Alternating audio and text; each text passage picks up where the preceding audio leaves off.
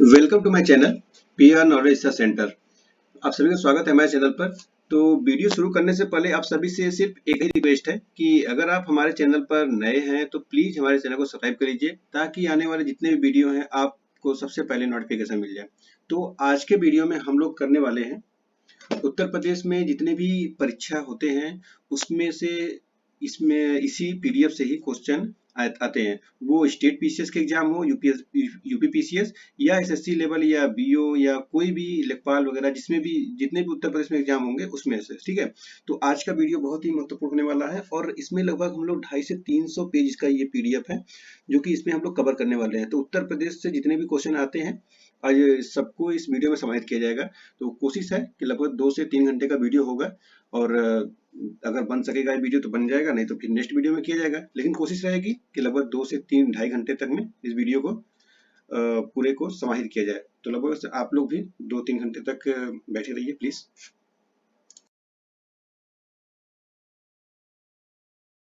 तो यहाँ पर पहला शुरू होता है एक परिचय से, ऐतिहासिक परिदृश्य से। ओके, इसमें घटना चक्र की तरह ही है। यहाँ इन नोट्स के बाद क्वेश्चन जितने भी प्रीवियस ईयर में आए रहेंगे वो सब कराए जाएंगे, ठीक है।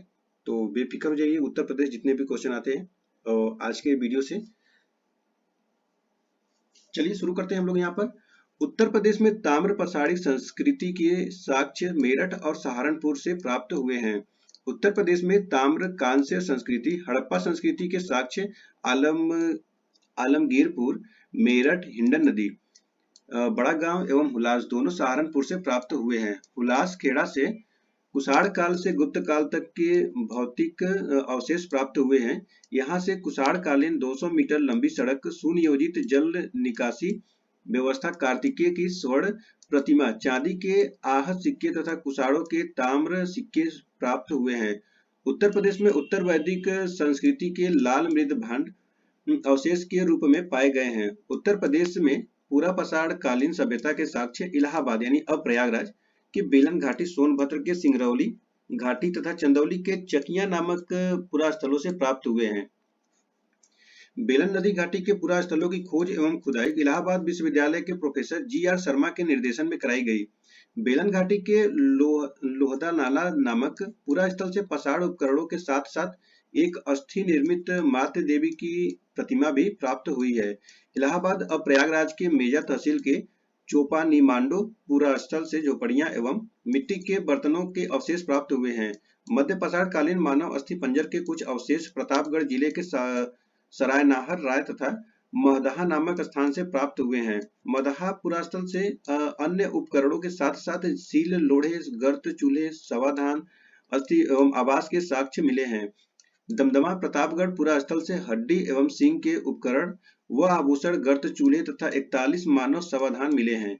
नवीनतम खोजों के आधार पर भारतीय उपमहाद्वीप में प्राचीनतम कृषि साक्ष्य वाला स्थल उत्तर प्रदेश के संत कबीर नगर जिले में स्थित लहुरा देव है।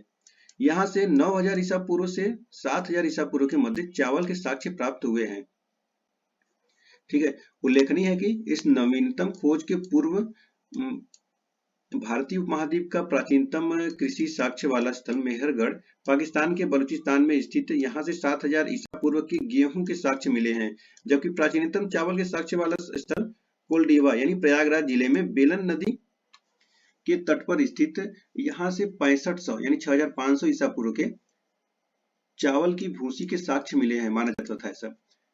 मिर्जापुर, सोनभद्र, बुंदेलखंड एवं प्रतापगढ़ के सराय नाहर राय से उत्खनन में नव पसाड़ काल के औजार एवं हथियार मिले हैं। आलमगीरपुर से हड़प्पा कालीन वस्तुएं प्राप्त हुई हैं। यह स्थल हड़प्पा सभ्यता के पूर्वी विस्तार को प्रकट करता है। यहाँ से कपास उपजाने के साक्ष्य भी प्राप्त हुए हैं। सौगौरा गोरखपुर के जिले में स्थित सौगौरा से उत्तरी काली पालिशदार मृद भांड संस्कृति के अवशेष प्राप्त हुए हैं। यहाँ से मौर्योत्तर कालीन एवं कुषाण कालीन सिक्के भी मिले हैं। हसीनापुर यानी मेरठ जिले में स्थित हसीनापुर से ऊपरी गंगा घाटी की संस्कृतियों के अनुक्रम की जानकारी मिलती है। यहाँ से मृद भांड संस्कृतियों से लेकर मौर्योत्तर युग तक के साक्ष्य मिले हैं। हसीनापुर से उत्खनन में मौर्योत्तर कालीन प्रस्तर प्रतिमाएं, मथुरा के दत्तवंशी शासकों के सिक्के, कुषाणों के सिक्के और यौधेयों की मुद्राएं प्राप्त हुई हैं। इसकी स्थापना हस्तिन नामक शासक ने की थी। महाभारत काल में यह कौरवों की राजधानी थी। 16 महाजनपदों में से 8 महाजनपद मध्य देश आधुनिक उत्तर प्रदेश में स्थित थे, जिनके नाम थे कुरु, पंचाल, काशी, कौशल, सुरसेन, चेदी, वत्स और मल्ल। कौशल महाजनपद अवध क्षेत्र में स्थापित था, जिसमें उत्तरी कौशल की राजधानी साकेत, अयोध्या और दक्षिणी कौशल की राजधानी श्रावस्ती यानी श्रावस्ती जिले में सहित महित थी। शतपथ ब्राह्मण में कौशल अवध का उल्लेख हुआ है। कुरु महाजनपद मेरठ से दिल्ली तक विस्तृत था, जिसकी राजधानी इंद्रप्रस्थ थी। पंचाल महाजनपद बरेली, बदायूं और फर्रुखाबाद क्षेत्र में स्थित था। पंचाल महाजनपद के उत्तरी भाग की राजधानी अहिच्छत्र एवं दक्षिणी भाग की राजधानी कंपिल थी।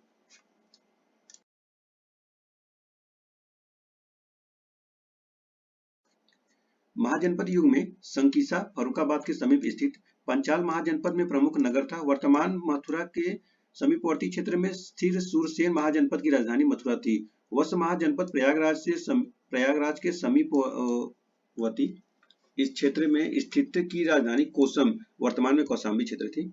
दूसरी तीसरी शताब्दी में कौशाम्बी मगधों की राजधानी थी। इस काल में कौशाम्बी ने राजनीतिक एवं आर्थिक रूप से महत्वपूर्ण स्थान प्राप्त किया। इसे आद्य नगरी स्थल भी कहा जाता है। कौशाम्बी थेर पंथ का प्रथम प्रमुख केंद्र भी था। इस नगर को हूण नेता तोरमाड़ ने अधिक क्षति पहुंचाई थी। मल्ल महाजनपद देवरिया गोरखपुर क्षेत्र की राजधानी कुशीनगर, कसिया तथा पावा पडरौना थी। कुशीनगर में 483 ईसा पूर्व में गौतम बुद्ध को महापरिनिर्वाण की प्राप्ति हुई थी। कालसी वर्तमान उत्तराखंड से अशोक का 14वां शिलालेख प्राप्त हुआ है। यहाँ से संस्कृत पदों से उत्कीर्ण ईंटों की एक वेदी मिली है, जो तृतीय शती ईस्वी के शासक शीलवर्मन के अश्वमेध यज्ञ स्थल का साक्ष्य है। महात्मा बुद्ध ने वैशाली में संघ में महिलाओं की प्रव्रज्या को अनुमति दी थी एवं प्रजापति गौतमी बुद्ध की सौतेली माता, दीक्षा पाने वाली प्रथम महिला थी। बौद्ध परंपरा के अनुसार संकीसा में भगवान बुद्ध इंद्र व ब्रह्मा के साथ स्वर्ग से धरती पर आए थे। संकीसा से स्कंदगुप्त का एक सिक्का भी प्राप्त हुआ है। प्राचीन काल में ऋषिपत्तन मृगदाव के नाम से प्रसिद्ध सारनाथ में भगवान बुद्ध ने धर्म चक्र परिवर्तन किया था। अशोक ने सारनाथ में एक सिंह स्तंभ बनवाया था। इसी सिंह स्तंभ शीर्ष को स्वतंत्र भारत के राज्य चिन्ह के रूप में अपनाया गया है। वेनसांग के समय सारनाथ थेरवाद का प्रमुख केंद्र था। सारनाथ में ही गुप्तकालीन धमेक स्तूप है। भायान ने इसका विस्तृत उल्लेख किया है। गौतम बुद्ध का अधिकांश सन्यासी जीवन उत्तर प्रदेश में ही व्यतीत हुआ था। इसी कारण उत्तर प्रदेश को बौद्ध धर्म का पालना कहा जाता है। बुद्ध का जन्म, ज्ञान प्राप्ति और महापरिनिर्वाण तीनों वैशाख पूर्णिमा को ही हुए। इसीलिए बौद्ध धर्म में वैशाख पूर्णिमा को महत्वपूर्ण स्थान प्राप्त है। गौतम बुद्ध ने सर्वाधिक वर्षा काल कौशल राज्य में व्यतीत किए थे। बौद्ध ग्रंथ अंगुत्तर की निकाय तथा जैन ग्रंथ भगवती सूत्र से 16 महाजनपदों का साक्ष्य प्राप्त होता है। चेदी महाजनपदों की राजधानी सुक्तिमती बांदा के समीप थी। अयोध्या अभिलेख पुष्यमित्र शुंग शासक के अयोध्या के राज्यपाल धनदेव संबंधित हैं। इससे पता चलता है कि पुष्यमित्र ने 2 अश्वमेध यज्ञ किए थे। वेनसांग चीनी यात्री ने अपने यात्रा विवरण सीयूकी में अंतरजीखेड़ा को पीलोसोना कहा।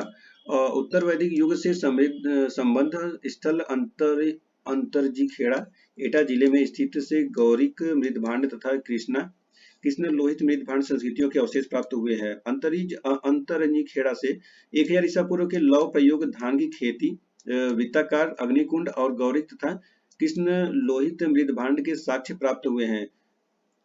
अतरंजी खेड़ा से शुंगों, कुषाणों तथा गुप्त शासकों से संबंध अवशेष प्राप्त हुए हैं।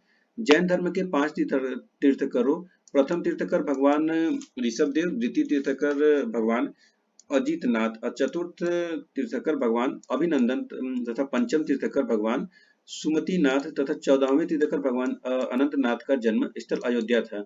सप्तम तीर्थकर भगवान सुपार्श्वनाथ एवं 23वें तीर्थकर भगवान पार्श्वनाथ की जन्म स्थली काशी यानी वाराणसी थी। कौशाम्बी जनपद का ग्राम पबोसा छठे तीर्थकर भगवान पद्म प्रभु से संबंधित था।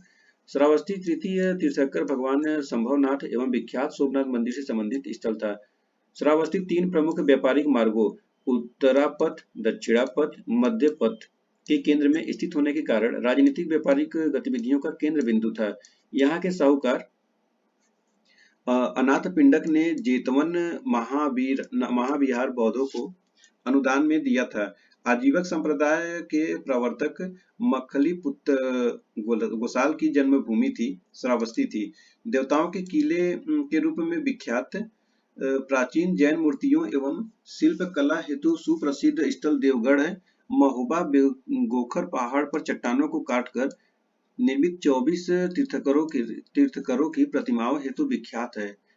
कांकड़ी यानी देवरिया 9वें तीर्थकर भगवान सुविधिनाथ पुष्यदंत का निवास स्थल था। अयोध्या का प्राचीन नाम अयाजस्सा था। बौद्ध परंपरा के अनुसार अशोक ने एक स्तूप का निर्माण अयोध्या में कराया था। अहिच्छा से मित्र उपाधि वाले राजाओं के सिक्के 200 से 300 ईस्वी प्राप्त हुए हैं। अहिच्छत्र के शासक अच्युत को गुप्त नरेश समुद्रगुप्त ने पराजित किया था। अहिच्छत्र से गुप्तकालीन यमुना की एक मूर्ति प्राप्त हुई है। प्राचीन काल में कन्नौज कान्यकुब्ज के नाम से प्रसिद्ध था। पूज्य भूति शासक हर्षवर्धन के काल 606 से 647 ईस्वी में कन्नौज नगर महोदयश्री अथवा महोदय नगर भी कहलाता था।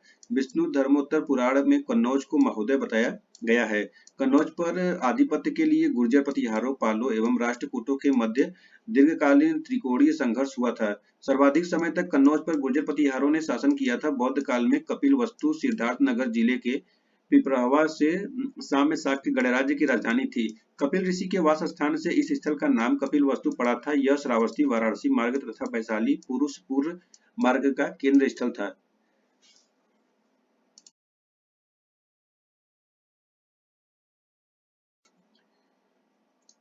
कांपिल्य बदायूं एवं फर्रुखाबाद के मध्य स्थित प्राचीन काल में शिक्षा का प्रसिद्ध केंद्र रहा और रौरा मिर्जापुर से अशोक का लघु शिलालेख तथा सारनाथ वाराणसी एवं कौशाम्बी प्रयागराज के समीप के लघु स्तंभ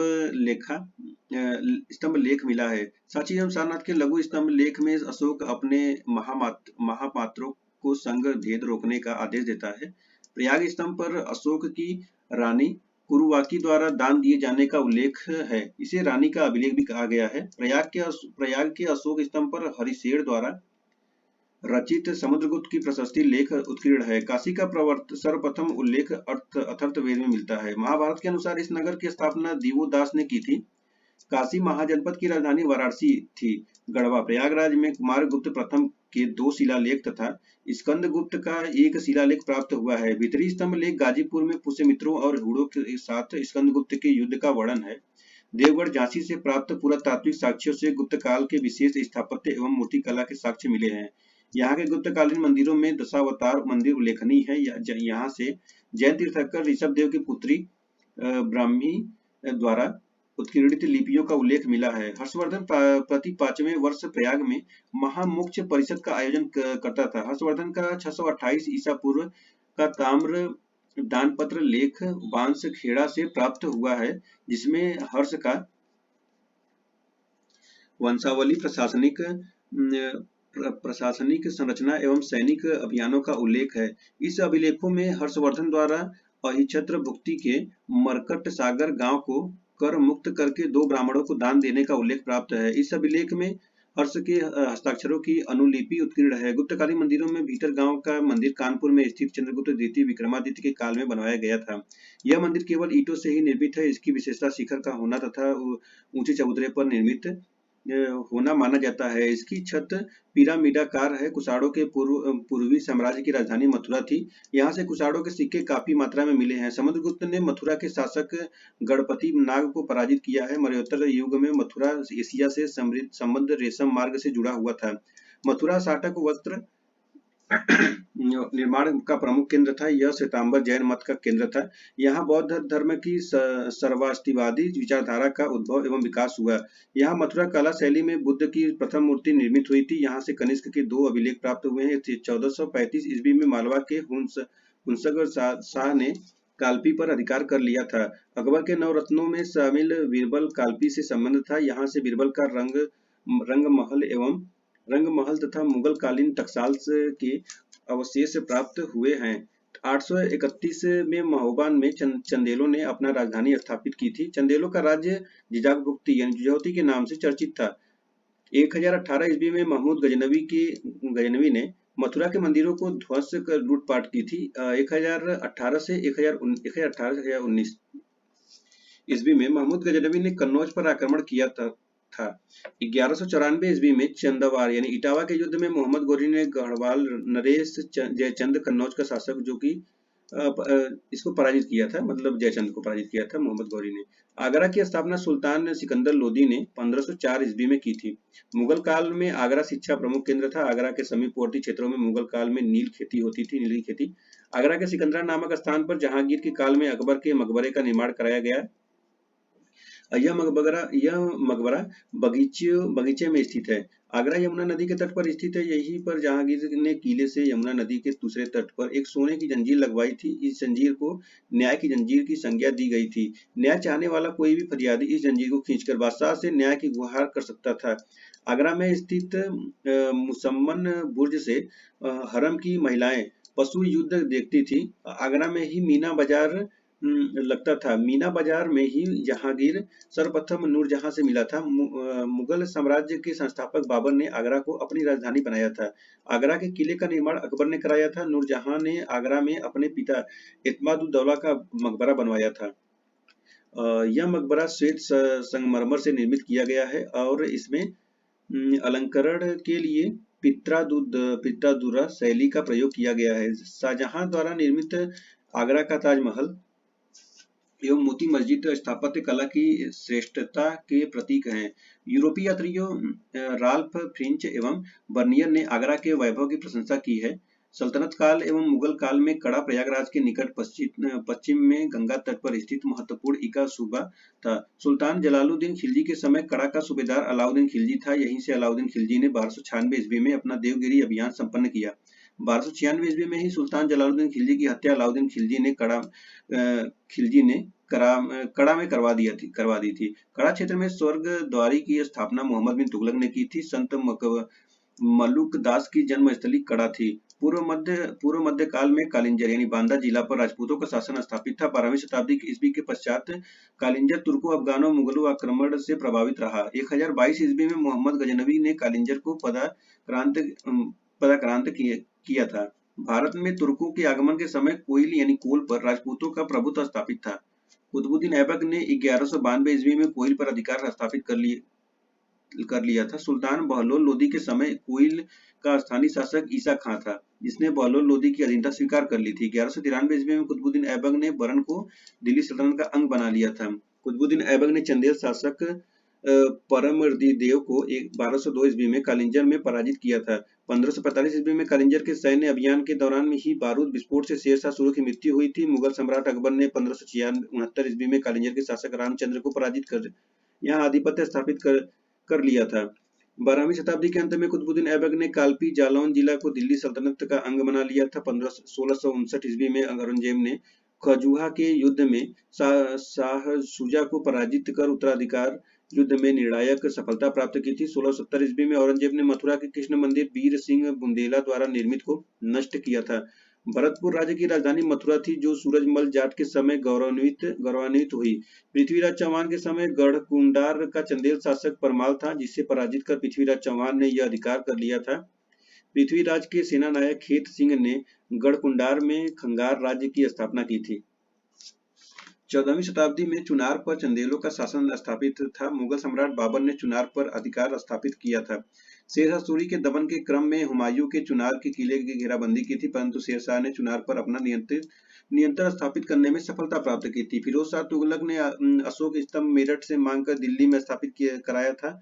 सुल्तान फिरोज शाह तुगलक ने 1358 ईस्वी में अपने बड़े भाई मोहम्मद तुगलक उर्फ जौना खां के सम्मान में जौनपुर की स्थापना की थी। तुगलक वंश के पतन के दौर में जौनपुर मलिक हुसैन सर्की के नेतृत्व में 1394 ईस्वी में स्वतंत्र हो गया और सर्की सुल्तान की जौनपुर में स्थापना हुई। सर्की सल्तनत के दौरान जौनपुर को सिराज ए हिंद कहा जाता था।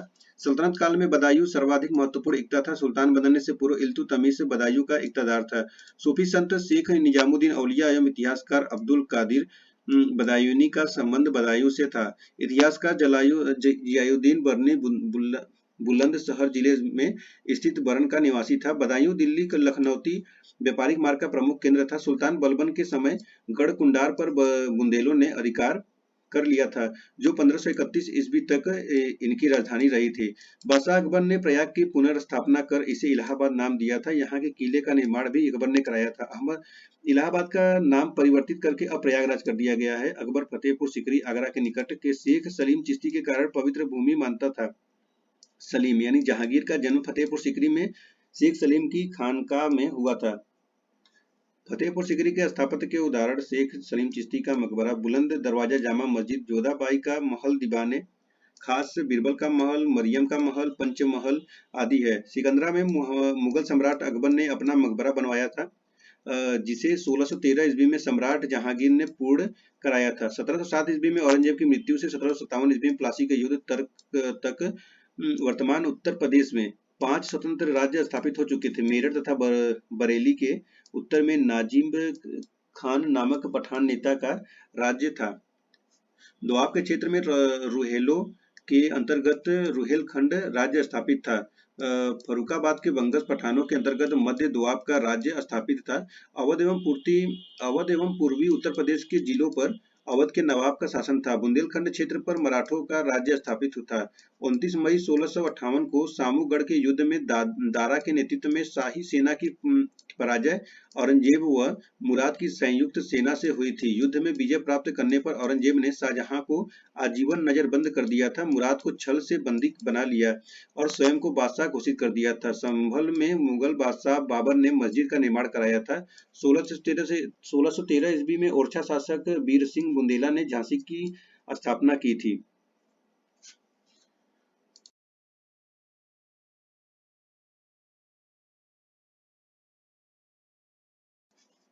संभल सल्तनत काल में महत्वपूर्ण इक्ता के रूप में चर्चित था। संभल का क्षेत्र हुमायूं ने अपने भाई अस्करी को प्रदान किया था। 1732 ईस्वी में जैतपुर युद्ध के बाद झांसी को ओरछा के शासक छत्रसाल ने पेशवा बाजीराव प्रथम को सौंप दिया था। पानीपत के तीसरे युद्ध 1761 ईस्वी में मराठों, जाटों तथा राजपूतों की पराजय ने तथा बक्सर के युद्ध 1764 ईस्वी में ईस्ट इंडिया कंपनी द्वारा अवध के नवाब सिराजुद्दौला, बंगाल के पूर्व नवाब मीर कासिम तथा मुगल सम्राट आलम शाह द्वितीय की पराजय ने उत्तर भारत का भाग्य निर्धारित कर दिया। 1765 ईस्वी में अंग्रेजों एवं मुगल शासक शाह आलम द्वितीय के बीच इलाहाबाद की संधि हुई थी। 1765 में, याद रखिएगा, इलाहाबाद संधि, ठीक है। 1765 से 1772 ईस्वी तक शाह आलम अंग्रेजों के संरक्षण इलाहाबाद में रहा। 1772 ईस्वी में वह मराठों के संरक्षण में दिल्ली पहुंचा। 1774 ईस्वी में अंग्रेजों ने रोहिला सरदार रहमत खान को शाहजहांपुर यानी मीरानपुर कटरा में पराजित कर रोहेलखंड को अवध में सम्मिलित कर लिया था। स्वतंत्र अवध राज्य की स्थापना 1732 ईस्वी में बुरहान उल मुल्क सआदत खान ने की थी। वह अवध का पहला नवाब था। 1775 ईस्वी में शुजाउद्दौला की मृत्यु के पश्चात आसफुद्दौला अवध का नवाब बना। उसके समय अवध की राजधानी फैजाबाद अब अयोध्या से लखनऊ स्थानांतरित की गई। आसफुद्दौला ने अंग्रेजों से फैजाबाद की संधि 1775 ईस्वी कर बनारस का क्षेत्र अंग्रेजों को सौंप दिया था। इसी संधि के तहत वारेन हेस्टिंग ने अवध की बेगमों की संपत्ति की सुरक्षा की गारंटी ली थी। आसफुद्दौला ने 1784 ईस्वी में मुहर्रम मनाने के लिए लखनऊ में इमामबाड़ा का निर्माण कराया। इसमें स्तंभों का प्रयोग नहीं किया गया है। बनारस के राजा चेत सिंह ने 1780 ईस्वी में अंग्रेजों द्वारा अधिकाधिक धन मांगे जाने का विरोध किया। फलस्वरूप अंग्रेजों ने राजा चेत सिंह को हटाकर महीप नारायण सिंह को बनारस का राजा बनाया। 1797 ईस्वी में आसफुद्दौला की मृत्यु के पश्चात उसका भाई सआदत अली अवध का नवाब बना। उसने इलाहाबाद का किला अंग्रेजों को सौंप दिया तथा अब बाहरी आक्रमण से सुरक्षा के बदले प्रति वर्ष 76 लाख रुपए ईस्ट इंडिया कंपनी को देने का वचन दिया। 1803 ईस्वी में लॉर्ड लेग ने मराठों को पराजित कर अलीगढ़ एवं आगरा पर अधिकार कर लिया। 1808 ईस्वी में अवध के नवाब सआदत अली ने सुरक्षा की गारंटी के बदले में गोरखपुर, रोहिलखंड, इलाहाबाद, प्रयागराज, फतेहपुर, कानपुर, इटावा एवं एटा के क्षेत्रों को प्रदान कर दिए थे। 1809 ईस्वी में फर्रुखाबाद के नवाब ने अपना क्षेत्र अंग्रेजों को सौंप दिया। 1836 ईस्वी में इस प्रांत का नाम उत्तरी पश्चिमी प्रांत रखा गया था। उस समय इस प्रांत में दिल्ली तथा अजमेर के क्षेत्र भी सम्मिलित थे। 1857 ईस्वी में उत्तर भारत की जनता, जमींदारों और राजाओं ने अंग्रेजी शासन के विरुद्ध एक महान विद्रोह किया, जिसे वीर सावरकर ने भारत के प्रथम स्वाधीनता संग्राम की संज्ञा दी। 26 फरवरी 1857 को कलकत्ता से 120 मील दूर स्थित बहरामपुर के 19वीं देसी सैनिक टुकड़ी ने चर्बी युक्त कारतूसों के प्रयोग से इनकार कर दिया। उनके विरुद्ध कड़ी कार्रवाई की गई। कलकत्ता के निकट स्थित बैरकपुर की 34 देसी सैनिक छावनी के मंगल पांडे, उत्तर प्रदेश के बलिया निवासी थे, ने 29 मार्च 1857 को खुला विद्रोह कर लेफ्टिनेंट हेनरी बाग और जनरल ह्यूसन की हत्या कर दी। मंगल पांडे को 8 अप्रैल 1857 को बैरकपुर में फांसी चढ़ा दिया गया। देखिए 29 मार्च को उन्होंने विद्रोह किया और इनको 8 अप्रैल 1857 को फांसी चढ़ा दिया गया। ठीक है। मंगल पांडे ने एनफील्ड राइफलों के लिए नए प्रकार के कारतूसों के प्रयोग का विरोध किया था। इन कारतूसों को प्रयोग करते समय उन्हें मुंह से खोलना पड़ता था। हिंदू और मुस्लिम धर्मों के सैनिकों में यह धारणा व्याप्त थी कि इन कारतूसों की खोल में सुअर एवं गाय की चर्बी लगाई गई है। 24 अप्रैल 1857 को मेरठ की देसी सेना ने इन नए कारतूसों की छूने से मना कर दिया, जिससे क्रुद्ध अंग्रेज अधिकारियों ने 9 मई 1857 को सैनिकों की वर्दी उतरवा ली। परिणाम स्वरूप 10 मई 1857 को पूरी छावनी ने सैनिकों ने विद्रोह कर दिया। 12 मई 1857 को मेरठ के विद्रोही सैनिकों ने दिल्ली पर अधिकार कर भारत के अंतिम मुगल बादशाह द्वितीय के नेतृत्व में प्रतिबद्धता जताई। विद्रोही सैनिकों ने दिल्ली में 6 सैनिक तथा 4 नागरिकों की जलसा नामक समिति का गठन किया, जिसने दिल्ली का प्रशासन अपने हाथ में ले लिया था। 1857 के इस विद्रोह से सर्वाधिक प्रभावित क्षेत्र अवध और बुंदेलखंड थे। 1857 ईस्वी के इस विद्रोह में दोआब क्षेत्र ने भी सक्रिय योगदान किया था। अवध के बेगम हजरत महल ने लखनऊ में विद्रोह कर नेतृत्व किया। बेगम ने अपने अल्पवयस्क पुत्र बिरजीश कादिर को अवध का नवाब बना दिया। 21 मार्च 1858 को कालीन कैंपेबल द्वारा लखनऊ पर पुनः कब्जा कर लिया गया। 1857 के विद्रोह में कानपुर बिठूर के प्रशासन पर नाना साहेब का अधिकार था। नवंबर 1857 के विद्रोहियों ने अंग्रेज जनरल वीडम को कानपुर के निकट पराजित किया। 6 दिसंबर 1857 को कानपुर कालीन कैंपेबल द्वारा विजित कर लिया गया था। 1857 के विद्रोह में कानपुर में शहीद हुई आजीजन बेगम नाचने गाने के पेशे से संबद्ध थी। पंडित सुंदरलाल की पुस्तक भारत में अंग्रेजी राज के अनुसार कानपुर पर विद्रोहियों का अधिकार होने के बाद बंदी अंग्रेज स्त्रियों व बच्चों की हत्या के लिए विद्रोहियों को उकसाने वाली अजीजन बेगम थी। 1857 ईस्वी के विप्लव के पश्चात बरेली की प्रशासन पर खान बहादुर खान रोहेला सैनिक अधिकारी ने अधिकार कर लिया था। 1857 ईस्वी के विद्रोह में महारानी लक्ष्मीबाई ने झांसी के विद्रोह का नेतृत्व किया था। विद्रोहियों में यदि कोई जवां मर्द था तो वह झांसी की रानी थी। उक्त टिप्पणी जून 1858 के युद्ध करते हुए वीर गति को प्राप्त हुई। झांसी की महारानी लक्ष्मीबाई के लिए उनके विरुद्ध आक्रमण के नेतृत्व करने वाले अंग्रेज जनरल ह्यूरोज ने की थी। रानी लक्ष्मीबाई झांसी के स्वतंत्र राज्य का शासक गंगाधर राव की पत्नी थी, जिन्होंने 1857 ईस्वी के स्वतंत्रता संग्राम में अंग्रेजों के विरुद्ध संघर्ष करते हुए वीर गति प्राप्त की थी। झांसी की रानी लक्ष्मीबाई के जन्म वाराणसी में हुआ था। झांसी में लक्ष्मीबाई का महल, महादेव मंदिर तथा मेहंदी बाग आज भी विद्यमान है। लखनऊ के अंतिम नवाब वाजिद अली शाह थे, जिन्हें 1856 ईस्वी में अंग्रेजों ने पदच्युत कर अवध को ब्रिटिश साम्राज्य में मिला लिया था। 1857 के विद्रोह में इलाहाबाद का नेतृत्व पेशे से अध्यापक मौलवी लियाकत अली ने किया था। जून 1858 में कैप्टन नील द्वारा इलाहाबाद पुनः अधिकार कर लिया गया। 1857 ईस्वी के विद्रोह के महान योद्धा तात्या टोपे, मूल नाम रामचंद्र पांडुरंग, ने अपनी गनिमी कावा रणनीति, छापामार रणनीति से अंग्रेजों को भयभीत कर दिया था। 7 अप्रैल 1859 को तात्या टोपे को गिरफ्तार करके उन पर शिवपुरी के सैनिक न्यायालय में मुकदमा चलाकर 18 अप्रैल 1859 को फांसी पर चढ़ा दिया गया।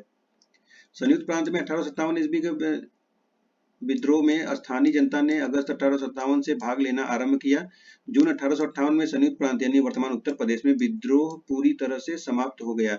1 नवंबर 1858 को ब्रिटेन की महारानी विक्टोरिया ने एक उद्घोषणा द्वारा ब्रिटिश ईस्ट इंडिया कंपनी के हाथों से सत्ता एवं अधिग्रहित करके भारत में शांति स्थापना की। 1 नवंबर 1858 को इलाहाबाद में लॉर्ड कैनिंग ने महारानी विक्टोरिया का घोषणा पत्र पढ़कर सुनाया। 1858 ईस्वी में दिल्ली डिवीजन का उत्तर पश्चिमी प्रदेश से अलग कर दिया गया तथा प्रदेश की राजधानी को आगरा से इलाहाबाद हस्तांतरित कर दिया गया। 19वीं सदी के उत्तरार्ध में बनारस के भारतेंदु हरिश्चंद्र ने अपनी पत्रिका कवि वचन सुधा में स्वदेशी आंदोलन का समर्थन किया था।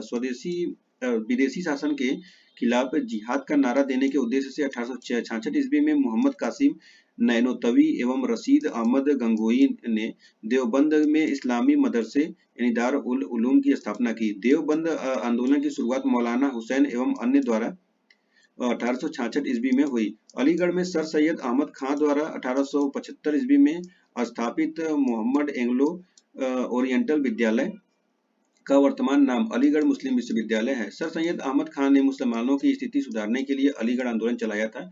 28 दिसंबर 1885 को भारतीय राष्ट्रीय कांग्रेस के प्रथम अधिवेशन मुंबई में शामिल 72 प्रतिनिधियों में से उत्तर प्रदेश शामिल प्रतिनिधि थे। गंगा प्रसाद वर्मा, प्राणनाथ पंडित, मुंशी ज्वाला प्रसाद जानकी तथा नाथ घोषाल, रामकली चौधरी, बाबू शिव प्रसाद चौधरी, बाबू जमुना दास तथा लाला बैजनाथ। राष्ट्रीय कांग्रेस के द्वितीय अधिवेशन कलकत्ता 1886 में भारतीय राष्ट्रीय कांग्रेस द्वारा सार्वजनिक सेवाओं से जुड़े प्रश्नों पर विचार करने हेतु गठित 17 सदस्यीय समिति में उत्तर प्रदेश से 5 सदस्यों का चयन किया गया था। गंगा प्रसाद वर्मा, प्राणनाथ, हमीद अली, नवाब राजा अली खान तथा मुंशी काशी प्रसाद। भारतीय राष्ट्रीय कांग्रेस के उत्तर प्रदेश में वर्ष 1947 तक कुल 9 अधिवेशन हुए थे। भारतीय राष्ट्रीय कांग्रेस के उत्तर प्रदेश में सर्वाधिक 3 बार अधिवेशन इलाहाबाद 1888 ईस्वी में, अध्यक्ष जॉर्ज यूल 1892 ईस्वी, अध्यक्ष डब्ल्यू.सी. बनर्जी 1910 ईस्वी, अध्यक्ष सर विलियम वेडरवर्न इलाहाबाद, अध्यक्ष अंबिका चरण मजूमदार 1916 ईस्वी, अध्यक्ष पंडित जवाहरलाल नेहरू 1929-1936 में ईस्वी में हुए।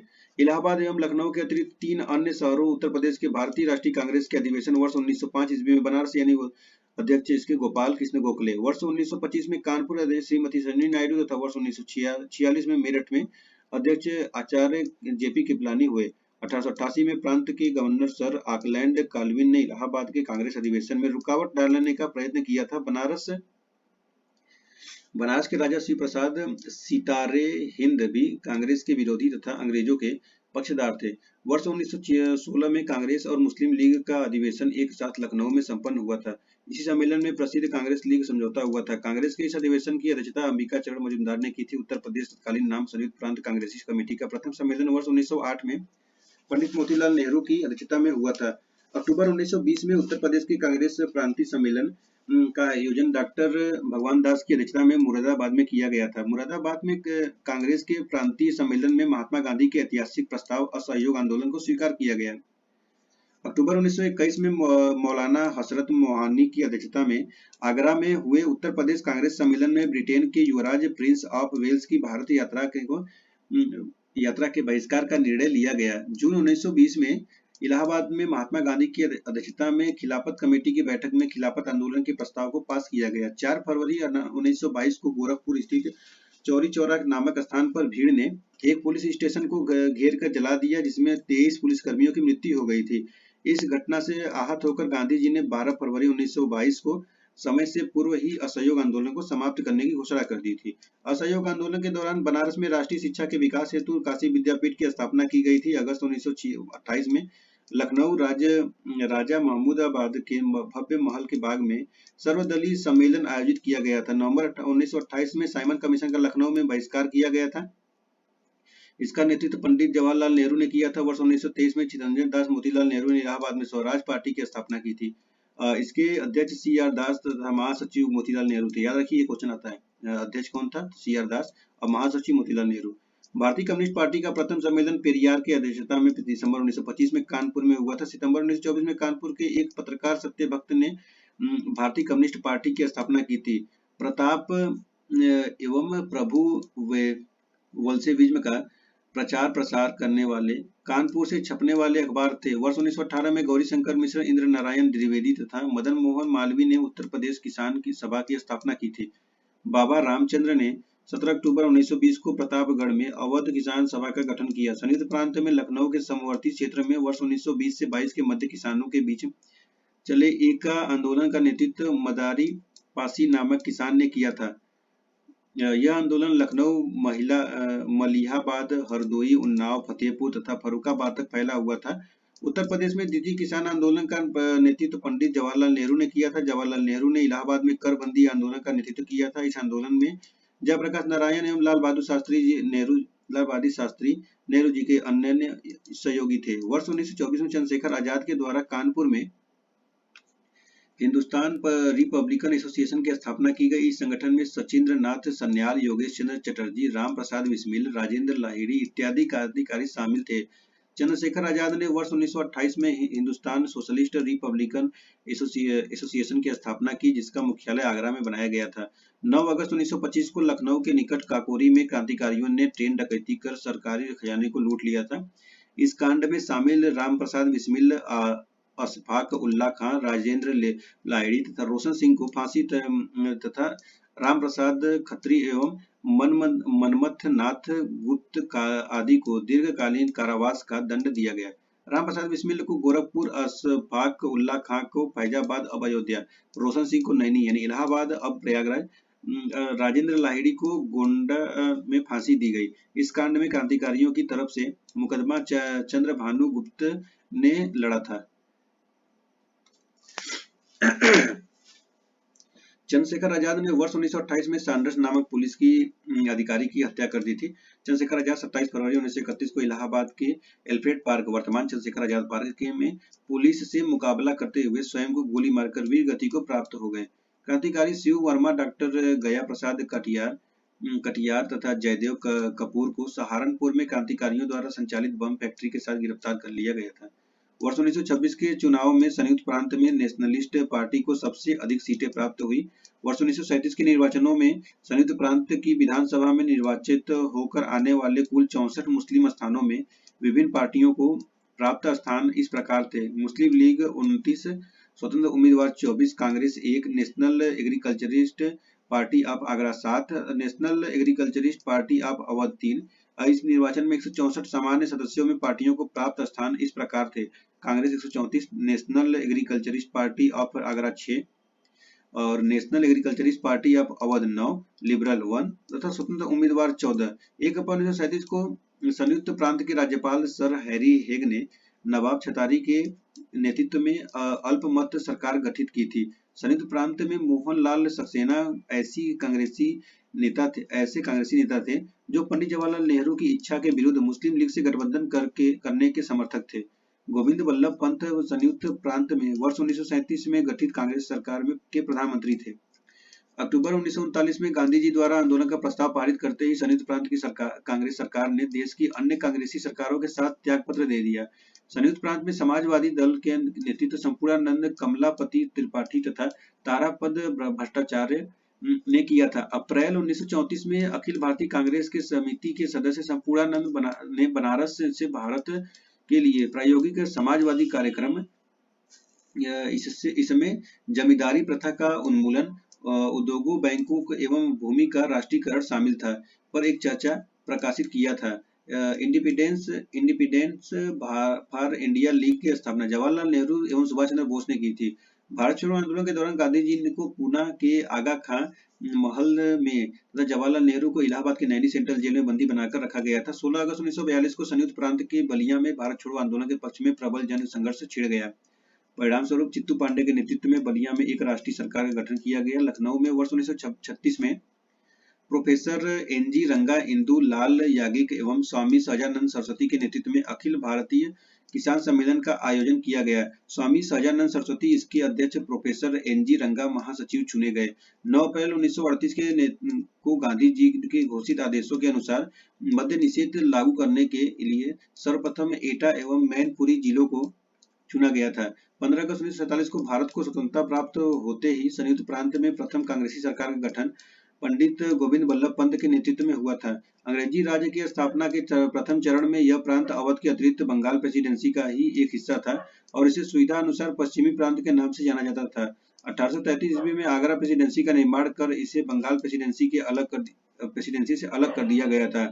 1836 ईस्वी में इसका नाम बदलकर उत्तर पश्चिमी प्रांत कर दिया गया तथा मुख्यालय आगरा बनाया गया। 1856 ईस्वी में अवध को भी ब्रिटिश साम्राज्य में शामिल कर लिया गया। 1858 ईस्वी में इस प्रांत में मुख्यालय आगरा से बदलकर इलाहाबाद कर दिया गया। 1869 ईस्वी में हाई कोर्ट को भी आगरा से हटाकर इलाहाबाद कर दिया गया। अवध और उत्तर पश्चिमी प्रांत का प्रशासनिक एवं न्यायिक विभाजन 1877 ईस्वी तक बना रहा। अवध का प्रशासनिक एवं न्यायिक मुख्यालय लखनऊ रहा तथा उत्तर पश्चिमी प्रांत का मुख्यालय इलाहाबाद बना। 1877 ईस्वी में इन दोनों प्रांतों का एकीकरण कर इस प्रांत का नाम उत्तर पश्चिमी प्रांत आगरा और अवध कर दिया गया। वर्ष 1902 में इसका नाम बदलकर आगरा और अवध का संयुक्त प्रांत कर दिया गया। 2 नवंबर 1925 को प्रदेश की राजधानी इलाहाबाद से लखनऊ स्थानांतरित कर दी गई तथा प्रदेश का हाई कोर्ट इलाहाबाद से ही बना रहा। साथ ही लखनऊ में हाई कोर्ट की एक न्यायिक पीठ की स्थापना की गई। वर्ष 1935 के प्रांतीय सचिवालय के इलाहाबाद से लखनऊ स्थानांतरण का कार्य पूरा करने के बाद लखनऊ को इस प्रांत की राजधानी घोषित किया गया। वर्ष 1937 में इसका नाम संक्षिप्त करके संयुक्त प्रांत कर दिया गया। 24 जनवरी 1950 को भारत के गवर्नर जनरल को यूनाइटेड प्रोविंस आदेश 1950 नाम परिवर्तन पारित किया था, जिसके अनुसार यूनाइटेड प्रोविंस का नाम बदलकर उत्तर प्रदेश रखा गया। उत्तर प्रदेश सरकार ने वर्ष 2018 में प्रथम बार प्रदेश स्थापना को उत्तर प्रदेश दिवस के रूप में मनाया था। तब से प्रत्येक वर्ष 24 जनवरी, देखिए 24 जनवरी को उत्तर प्रदेश दिवस मनाया जाता है। ऐसे क्वेश्चन पूछे जाते हैं बार बार, ठीक है। तो चलिए यहाँ पर ये क्वेश्चन शुरू होता है। इतने ये था कि सिर्फ उत्तर प्रदेश का हिस्ट्री, ठीक है। तो हम लोगों ने लगभग 40 मिनट में उत्तर प्रदेश के पूरे हिस्ट्री को पढ़ डाला है। जो भी इंपॉर्टेंट पॉइंट थे सिर्फ उसी को पढ़ा गया है, ठीक है। तो अब यहाँ पे जितने भी प्रीवियस ईयर क्वेश्चन आए हुए हैं सब उसी में से आए हैं। चलिए तो हम लोग शुरू करते हैं इसको। 1 मिनट का ब्रेक लेंगे हम लोग।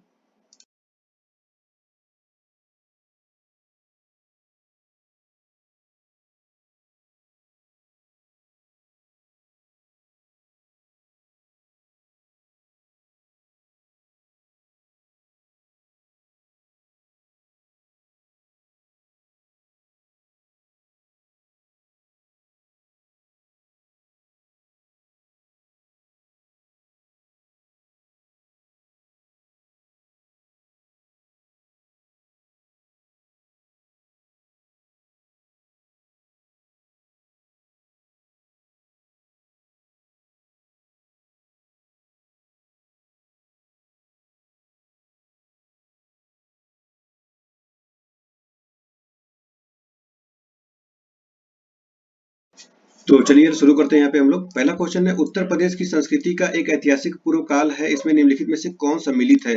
बुद्ध, राम, नवाब और महाराज। तो ऑप्शन सी हो जाएगा। 3 है, 4 है और 1 है। बुद्ध, राम नहीं है। तो देखेंगे तो इतिहास को उपलब्ध स्रोतों के आधार पर 2 भागों में बांटा गया है, प्रागैतिहासिक काल और ऐतिहासिक काल। ऐसा काल जिसका ज्ञान पुरातात्विक साक्ष्यों के आधार पर हो उसे प्रागैतिहासिक काल कहते हैं, जबकि ऐतिहासिक काल का लिखित साक्ष्य उपलब्ध है। प्रश्न में दिए गए विकल्पों से बुद्ध, नवाब, महाराज के संबंध में पर्याप्त प्रमाणिक लिखित साक्ष्य उपलब्ध है, जबकि राम के संबंध में जानकारी रामायण महाकाव्य से हो पाती है, ठीक है। तो इसीलिए इसमें देखिए राम शब्द का उच्चारण नहीं किया गया। तो राम जहां जहां 2 है तहां हटा दीजिए, जैसे 2 यहाँ पर है, 2 यहाँ पर है और 2 यहाँ पर भी है, तो मिल गया आंसर ऑप्शन सी। ऐसे ही क्वेश्चन, दूसरा नंबर क्वेश्चन है, गाजियाबाद जनपद में आलमगीरपुर से प्राप्त पुरातत्वीय सामग्री प्रतिबिंबित करती है, तो यह है हड़प्पा संस्कृति। ऑप्शन नंबर ए हो जाएगा, ठीक है। क्वेश्चन नंबर 3 है, निम्न में से सिंधु सभ्यता से संबंधित कौन सी केंद्र उत्तर प्रदेश में स्थित है? तो ये है आपका आलमगीरपुर है और लोथल नहीं है, कालीबंगा नहीं है, हुलास है, ठीक है। तो देखिए आप देखेंगे कि कालीबंगा देखिए राजस्थान में है, लोथल गुजरात में है। तो इस प्रकार ये उत्तर प्रदेश में नहीं है, उत्तर प्रदेश में सिर्फ आलमगीर और हुलास है, ओके। क्वेश्चन नंबर 4 है, देवबंद आंदोलन यूपी संयुक्त प्रांत में किस वर्ष में आरंभ हुआ था? तो यह हुआ था 1866 में। नेक्स्ट है, उत्तर प्रदेश की सांस्कृतिक विरासत के संदर्भ में निम्नलिखित कथनों पर कौन सा कथन सही है? 2 कथन है। पहला कथन है, इस प्रदेश के अनेक उत्खनित पुरा स्थलों से वैश्विक संदर्भ में कृषि के प्राचीनतम प्रमाण प्राप्त हुए हैं। दूसरा है, प्राचीनतम प्राप्त कृषि अन्न जो जौ और धान है। तो पहला है, सिर्फ पहला सही है, दूसरा नहीं है। प्राचीनतम प्राप्त कृषि अन्न जौ और धान नहीं। नेक्स्ट क्वेश्चन है, बेगम समरू ने एक अति प्रसिद्ध चर्च का निर्माण करवाया, तो यह है सरधना में। तो देखिए यहाँ पर बेगम समरू 1753 से 1836 ईस्वी ने एक अति प्रसिद्ध चर्च का निर्माण मेरठ के निकट सरधना में करवाया था। बेगम समरू के पति एक यूरोपीय वाल्टर रेनहार्ट सांबरे थे, जिन्होंने कई रियासतों को सैन्य सेवा प्रदान की थी। सांबरे को बंगाल के नवाब नजब खान ने सहारनपुर के रोहिला सरदार जब्त खां को हराने में प्रमुख भूमिका का कारण सारधना की जागीर प्रदान की थी। नेक्स्ट है, नवाब सुजाउद्दौला की बेगम का प्रसिद्ध मकबरा बहू बेगम का मकबरा निम्नलिखित में से किस स्थान पर अवस्थित है? तो यह है फैजाबाद में। नेक्स्ट है, निम्नलिखित में से कौन सुमेलित नहीं बताना है? सुमेलित नहीं इसमें है, जोश तो हो गया मलिहाबाद और रघुपति सहायक फिराक, ये सही है। और रघुपति सहायक बिहार तो ये कानपुर में नहीं है, ये है आपका गोरखपुर में, ठीक है। तो चलिए लिखने की जरूरत नहीं है, बहुत ज्यादा क्वेश्चन है। जिगर तो ये है मुरादाबाद, और चकबस्त है लखनऊ, तो इस प्रकार ऑप्शन भी हो जाएगा। नेक्स्ट है, निम्नलिखित युगों में से कौन सुमेलित नहीं बताना है, कौन सा सुमेलित इसमें नहीं है।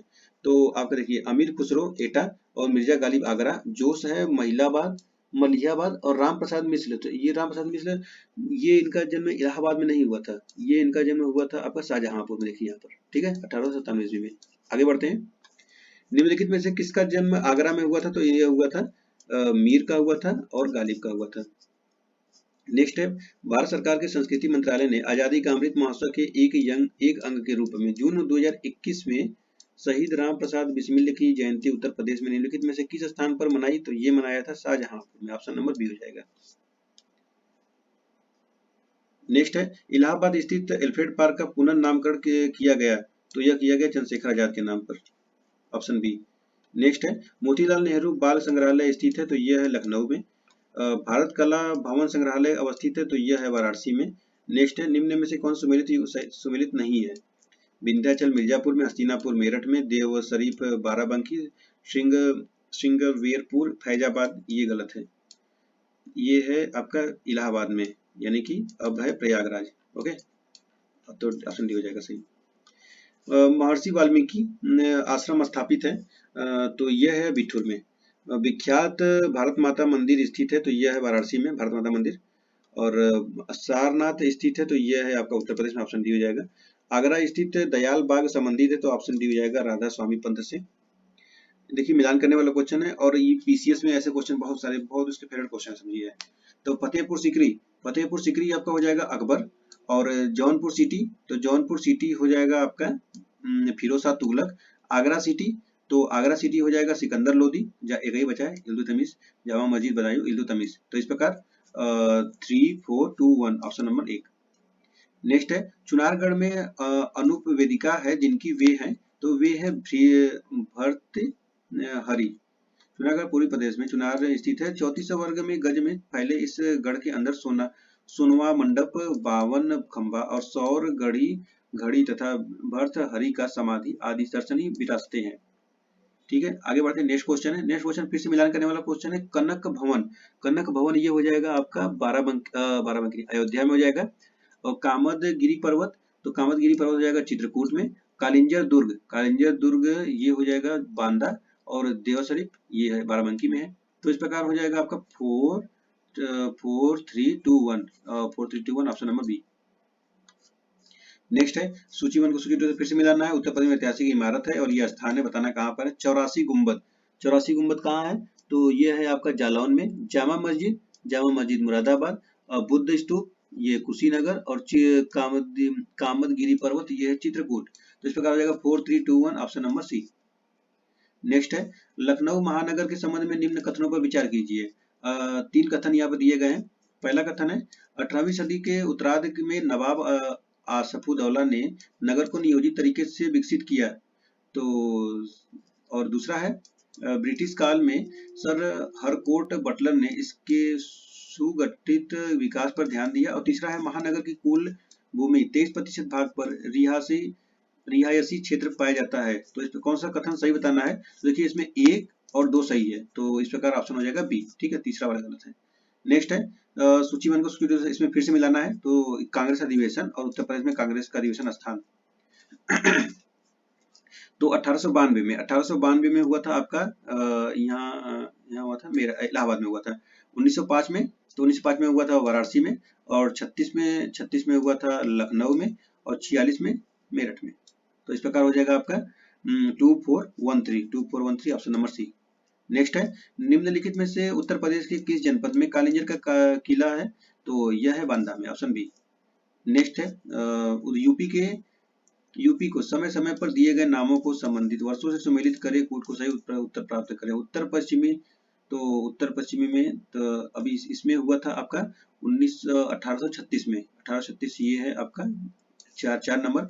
आगरा और अवध संयुक्त प्रांत, तो यह हुआ था आपका आगरा और संयुक्त प्रांत तो हुआ था 1902 में हुआ था।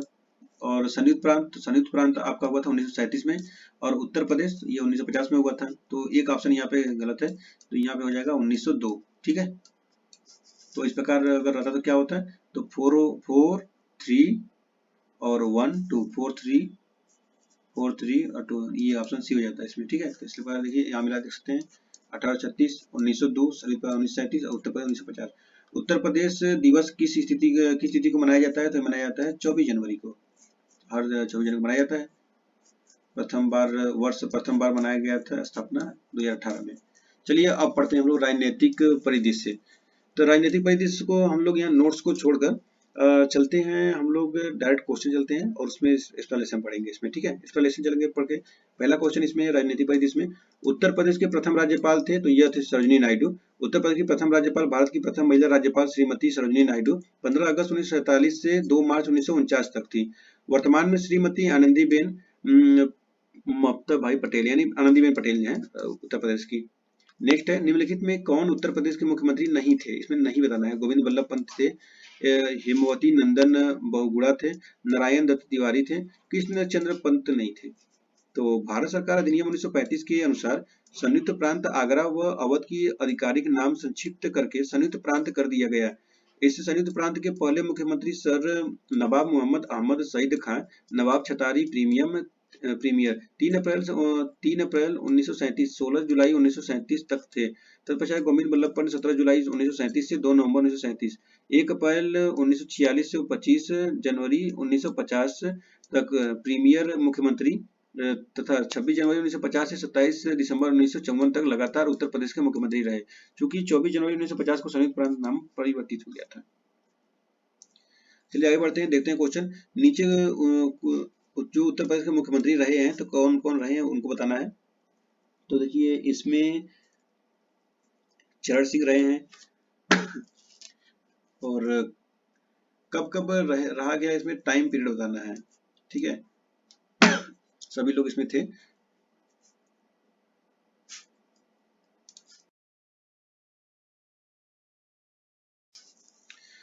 ठीक है, तो इसमें देखिए संपूर्णानंद है, पहले संपूर्णानंद हो जाएंगे और फिर सचिदा कृपलानी हो जाएंगी और फिर चरण सिंह और फिर कमलापति त्रिपाठी हो जाएंगे। तो यहाँ पर देख सकते हैं ऑप्शन नंबर बी है 3 4 1 2, जो कि संपूर्णानंद 28/12/1954 से 6/12/1960 तक है। उसके बाद सुचिता कृपलानी है जो कि 2/10/1963 से 13/3/1967 तक रहेंगे। और बाद चौधरी चरण सिंह 3/4/1967 से 25/2/1968 और फिर 18/2/1970 से 10/1/10/1970 तक। और फिर पंडित कमलापति त्रिपाठी, तो ये आपके 4/4/1971 से 12/6/1973 तक। नेक्स्ट क्वेश्चन है, निम्नलिखित में से कौन उत्तर प्रदेश के मुख्यमंत्री नहीं रहे, तो इसमें कौन थे, तो यह है नित्यानंद स्वामी, ऑप्शन सी हो जाएगा। बाकी सब थे राम नरेश यादव, TN सिंह, गोविंद बल्लभ पंत। अब तक उत्तर प्रदेश में कितनी महिलाएं मुख्यमंत्री पद पर रही हैं, तो यह है 2, ऑप्शन सी।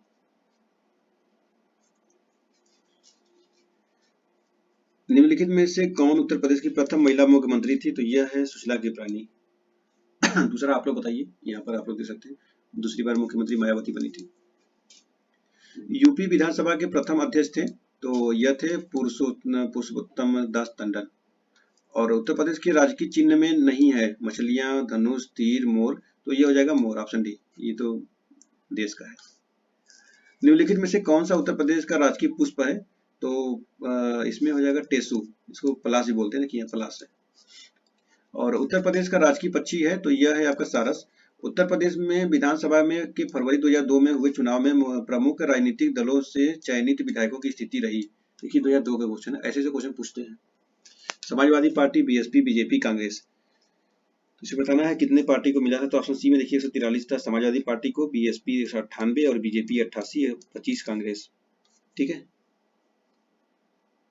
और 2022 की भी सीटें दे सकते हैं। तो समाजवादी पार्टी को 111 मिला था और बहुजन समाज पार्टी को 1 मिला और भारतीय जनता पार्टी यानी BJP को 255 मिला और कांग्रेस को 2। उत्तर प्रदेश की 16वीं विधानसभा का सर्वसम्मति में से कौन अध्यक्ष स्पीकर चुना गया था, तो यह है option B, Mata Prasad Pandey. Next है, उत्तर प्रदेश विधानसभा के 2012 के चुनाव में कितनी महिलाएं निर्वाचित हुई थी, तो ऑप्शन बी है 35। उत्तर प्रदेश को 4 छोटे प्रदेशों में बांटने पर बांटने का प्रस्ताव उत्तर प्रदेश विधानसभा कब पारित हुआ? तो ये पारित हुआ था 2011 में, 21 नवंबर को। उत्तर प्रदेश की विधानसभा 2012 के दूसरे चरण के चुनाव में कांग्रेस महिला प्रत्याशियों की संख्या थी, तो यह थी 8। तो देख सकते हैं उत्तर प्रदेश विधानसभा चुनाव 2012 के दूसरे चरण में 1098 प्रत्याशियों ने भाग लिया था, जिसमें 76 महिला प्रत्याशियों में से कांग्रेस से 8, सपा से 5, भाजपा से 6 एवं बसपा से 2 महिलाएं शामिल थी। उत्तर प्रदेश विधानसभा चुनाव 2012 में मुख्य निर्वाचन अधिकारी थे, तो यह थे उमेश सिन्हा, ऑप्शन बी हो जाएगा।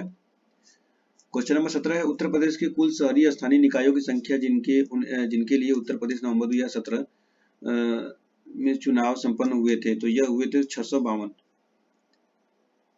क्वेश्चन नंबर 18 है उत्तर प्रदेश विधान परिषद संपूर्ण सदस्य संख्या है, तो कितना है? 105, 106, 107, 108। तो इस समय तो बढ़ा है, तो इसीलिए इसको स्टार लगाया गया है। तो वर्तमान में कुल सदस्य संख्या 108 है।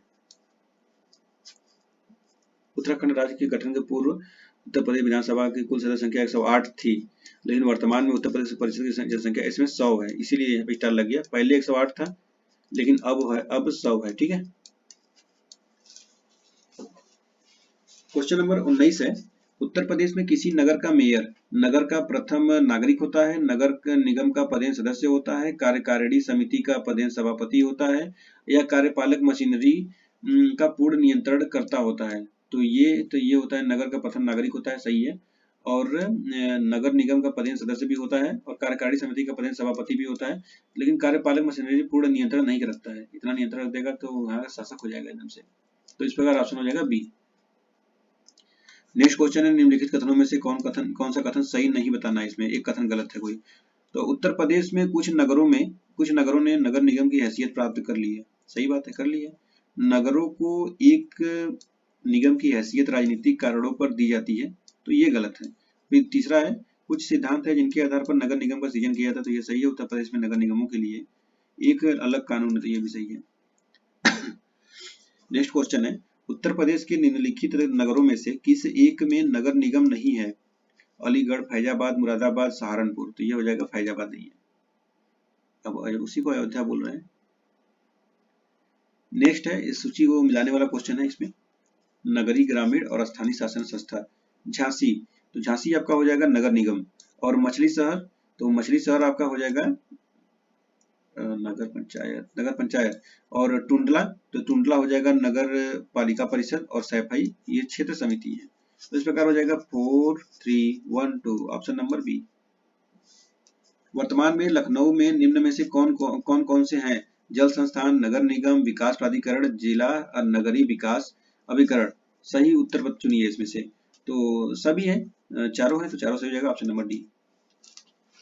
नेक्स्ट क्वेश्चन है कथन कारण वाला क्वेश्चन है। कथन है कि उत्तर प्रदेश में जिला पंचायत द्वारा मुख्य कर परिस्थिति तथा संपत्ति पर लगाया गया होता है, क्योंकि यह कर जिला पंचायत के क्षेत्र में रहने वाले सभी लोगों पर लगाया जाता है। तो आप कूट का प्रयोग करके बताना है उत्तर इसमें से कि दोनों सही है या सही नहीं है, सही व्याख्या नहीं कर रहा है, या एक सही है या दो सही है।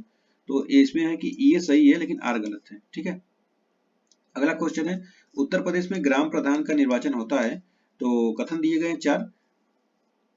पंचायत की सीमा क्षेत्र में निवास करने वाले सभी वयस्कों द्वारा, पंचायत की सीमा क्षेत्र की निर्वाचन सूची में सम्मिलित सभी निर्वाचकों द्वारा, और ग्राम पंचायत के सदस्यों द्वारा पंचायत की सीमा क्षेत्र के निर्वाचकों में से। तो इसमें हो जाएगा आपका 2 और 4 ऑप्शन सही। तो इस प्रकार ऑप्शन हो जाएगा ऑप्शन सी। नेक्स्ट है 26 नंबर उत्तर प्रदेश में पंचायती राज प्रणाली का शुभारंभ हुआ था वर्ष। तो वर्ष इसमें देखिए यहाँ पर संयुक्त प्रांत पंचायत राज अधिनियम 1947 द्वारा 7 दिसंबर 1947 को गवर्नर जनरल के हस्ताक्षर होने के बाद 15 अगस्त 1949 को पंचायतों की स्थापना हुई। इसी के साथ उत्तर प्रदेश की तत्कालीन 5 करोड़ 40 लाख ग्रामीण जनता का प्रतिनिधित्व करने वाली 35,000 पंचायतों ने कार्य करना प्रारंभ किया। अतः दिए गए विकल्पों में से कोई भी उत्तर सही नहीं है। ठीक है, इसीलिए यहाँ पे स्टार लगा दिया है। चलिए अगला देखते हैं निम्नलिखित पंचायतों में से किन्हें उत्तर प्रदेश जिला में योजना सम्मिलित किया जाता है। तो यह है नगर पंचायत, ग्राम पंचायत, क्षेत्र पंचायत। तो सभी है, तो सभी कौन सा लगाइए, ऑप्शन नंबर डी हो जाएगा। नेक्स्ट है निम्नलिखित में उत्तर प्रदेश का 71वां जनपद कौन सा है? 71वां हो जाएगा आपका कांसी रामनगर। देख सकते हैं यहाँ पर उत्तर प्रदेश का 71वां कांसीराम नगर वर्तमान में कासगंज था। 15 अप्रैल 2008 को एटा जिले की कासगंज तहसील को काशीराम नगर के नाम से नया जिला बनाने की घोषणा की गई थी। चलिए फिर से यहाँ पर मिलान वाला क्वेश्चन है, जनपद और मुख्यालय का मिलाना है, ठीक है। तो अम्बेडकर नगर आपका है अकबरपुर में। कानपुर देहात है अकबरपुर माटी। और जालौन जालौन हो जाएगा उरई। और सिद्धार्थ नगर तो यह हो जाएगा आपका नौगढ़। तो इस प्रकार हो जाएगा आपका 3, 1, 4 और 2, 3, 4, 1, 2 हो जाएगा ऑप्शन नंबर डी।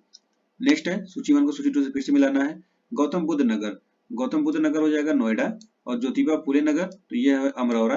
संत कबीर नगर तो संत कबीर नगर आपका है खलीलाबाद। और सिद्धार्थ नगर नौगढ़। सेम उसी क्वेश्चन फिर से, तो 4, 1, 2, 3 option number D. Gautam Buddh Nagar जिला का मुख्यालय है तो यह है नोएडा में। वर्तमान में उत्तर प्रदेश में मंडलों व जनपदों की संख्या है तो यह है 18 और 71। और वर्तमान देख लीजिए यहाँ पर वर्तमान में उत्तर प्रदेश में 18 और 75 जिले हैं। 18 मंडल और 75 जिले। नोएडा उत्तर प्रदेश के किस जिला में अवस्थित है तो यह है आपको गौतम बुद्ध नगर। जैसे कि new Okhla industrial development authority Noida बोलते हैं इसको। देख लीजिए new Okhla industrial development authority. Last question है मिलान वाला क्वेश्चन है, जनपद और मुख्यालय को मिलाना है। तो जालौन कहाँ पर है तो अगर देखेंगे यहाँ पर तो आपका पड़ेगा यहाँ पे उरई है। औरई फिर कानपुर देहात आपका नौगढ़ अकबर माटी हो जाएगा, ठीक है। तो अकबर माटी ये अकबरपुर हो जाएगा। संत रविदास नगर तो ये आपका संत रविदास नगर तो भदोही है। तो भदोही का तो ऑप्शन ही नहीं है, कुशीनगर को फिर दिया है तो इस प्रकार यहाँ पे स्टार लगा दिया है। तो कुशीनगर हो जाएगा, पढ़ रहा हूँ ना, संत रविदास नगर भदोही। अकबरपुर हो जाएगा माटी। ये कानपुर देहात का। जालौन हो जाएगा उरई में, ठीक है। नेक्स्ट है आर्थिक परिदृश्य, उत्तर प्रदेश का आर्थिक परिदृश्य यानी कि इकोनॉमी कुछ अच्छा करेगा। कुछ नोट्स इसमें हैं जो कि इसको देख लेते हैं एक पेज का, उसके बाद हम लोग उसको शुरू करेंगे डायरेक्ट क्वेश्चन को। वाणिज्य एवं उद्योग मंत्रालय भारत सरकार के वाणिज्य विभाग के अनुसार 31 दिसंबर 2022 तक की स्थितियों उत्तर प्रदेश में कुल 14 विशेष आर्थिक क्षेत्र यानी ऑपरेशनल सेज संचालित है। नोएडा एक विशेष आर्थिक क्षेत्र है। 31 दिसंबर 2022 की स्थिति के अनुसार उत्तर प्रदेश में कुल 26 सेज हैं, जिनमें एक केंद्र सरकार द्वारा, एक राज्य सरकार,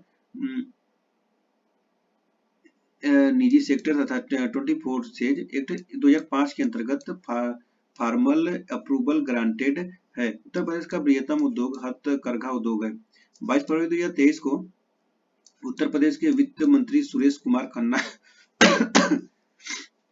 द्वारा वित्तीय वर्ष 2023-24 का बजट प्रस्तुत किया गया। सुरेश खन्ना, ठीक है।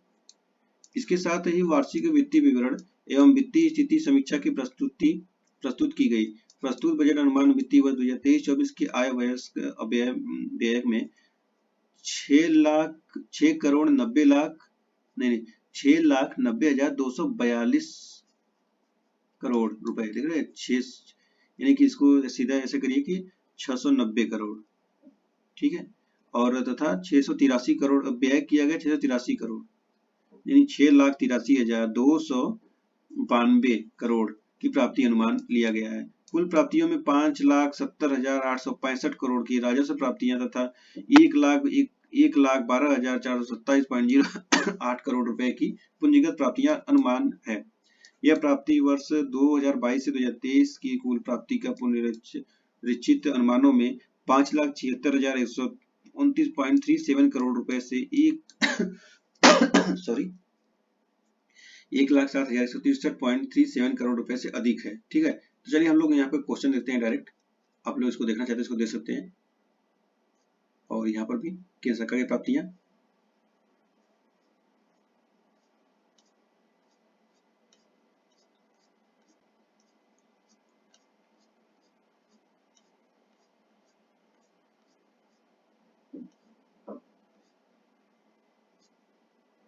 चलिए तो हम लोग यहाँ पर देखते हैं अब क्वेश्चन को, ठीक है। उत्तर प्रदेश में निम्नलिखित में से कौन सा शहर निर्यात विकास केंद्र नहीं है तो यह हो जाएगा इलाहाबाद। तो आगरा, खुर्जा, मेरठ ये है। इलाहाबाद नहीं है, सॉरी, एक मिनट।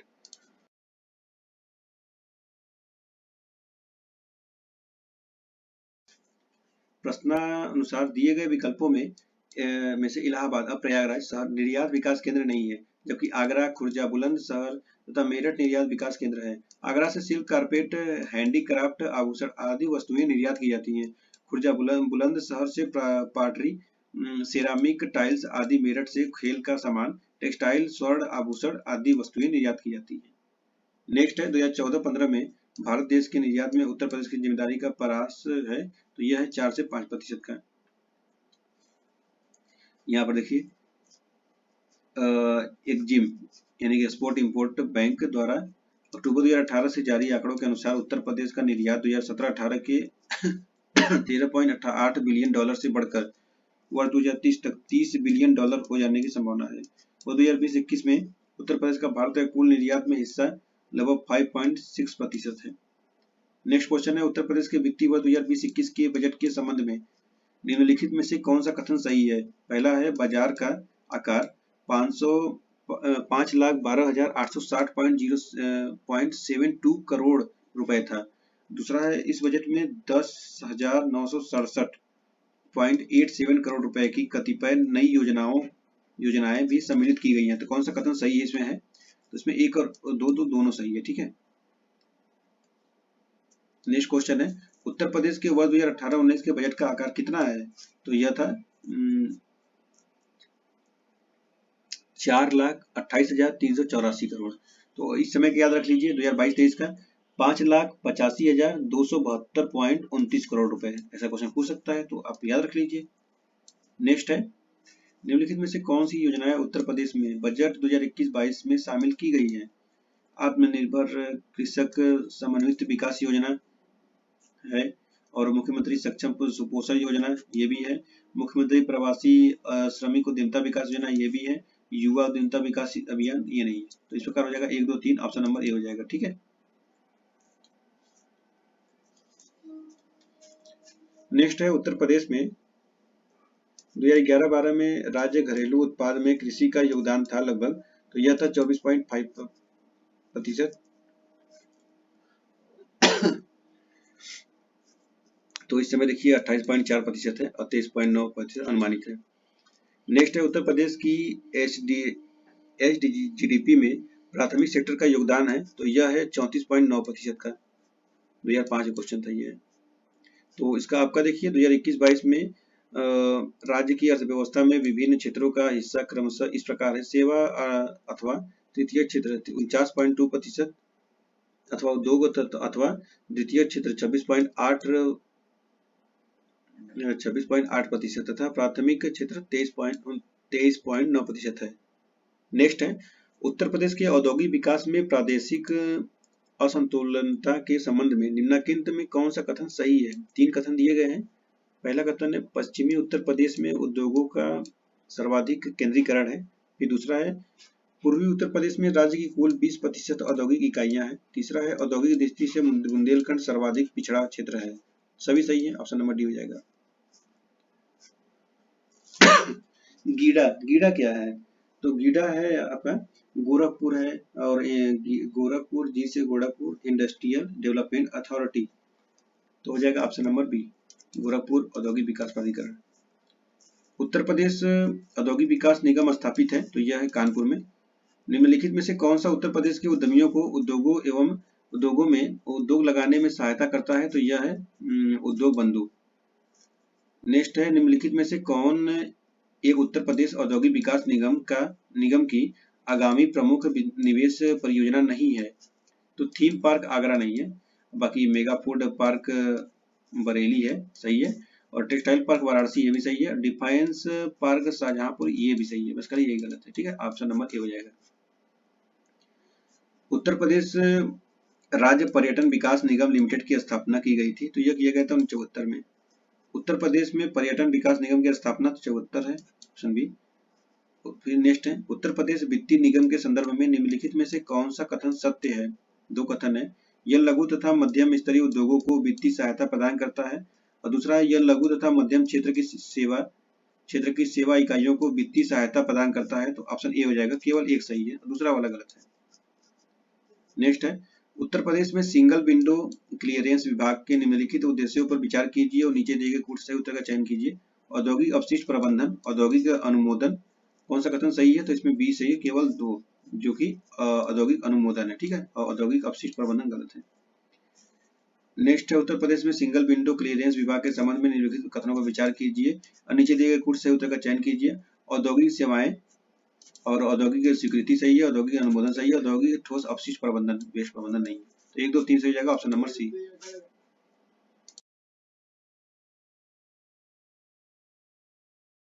क्वेश्चन नंबर 18 है, रोजगार की दृष्टि से उत्तर प्रदेश का सबसे बड़ा उद्योग है, तो यह है हथकरघा का उद्योग, ऑप्शन नंबर ए हो जाएगा। और क्वेश्चन नंबर 19 है, उत्तर प्रदेश में सर्वाधिक प्रतिशत कर्मचारी नियोजित है, तो ऑप्शन नंबर ए हो जाएगा, कृषि क्षेत्र में, ऑप्शन ए।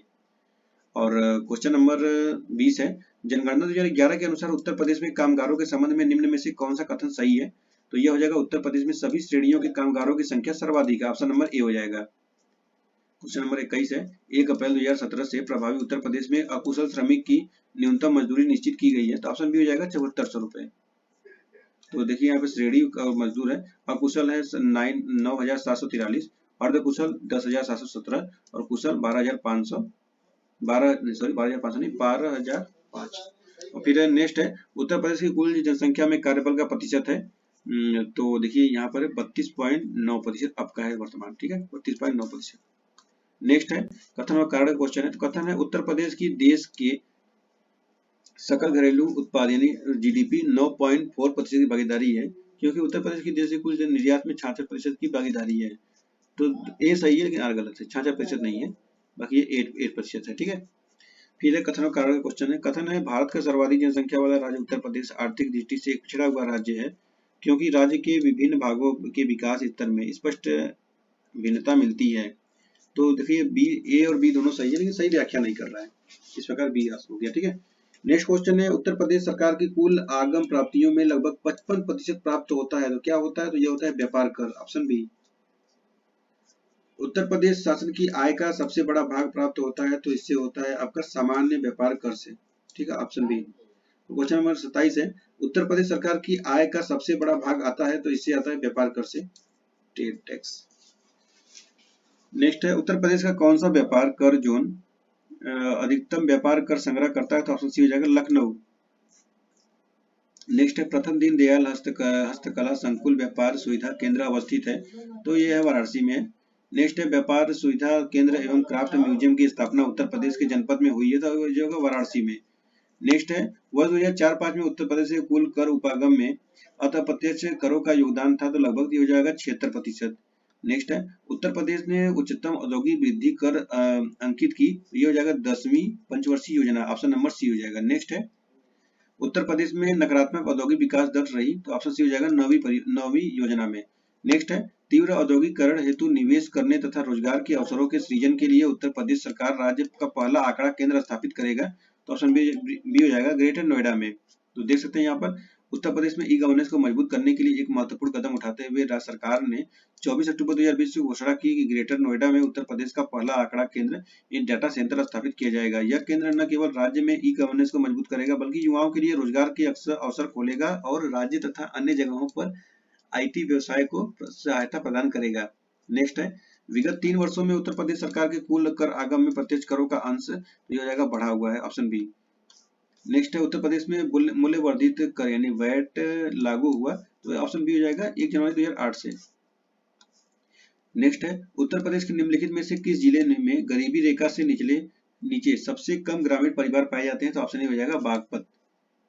यहाँ पर है प्रश्नकाल, उत्तर प्रदेश के बागपत जिले में गरीबी रेखा से नीचे सबसे कम ग्रामीण परिवार पाए जाते हैं। फरवरी 2009 तक की स्थिति के अनुसार उत्तर प्रदेश के गौतम बुद्ध नगर जिले में गरीबी रेखा से नीचे गरीब सबसे कम ग्रामीण गरीब 2.6% है, जबकि चित्रकूट जिले में गरीबी रेखा से नीचे सर्वाधिक गरीब 81.5% पाए जाते हैं। सबसे कम शहरी गरीब शाहजहांपुर 3.3% तथा सर्वाधिक शहरी गरीब चंदौली जो कि 74.5% है।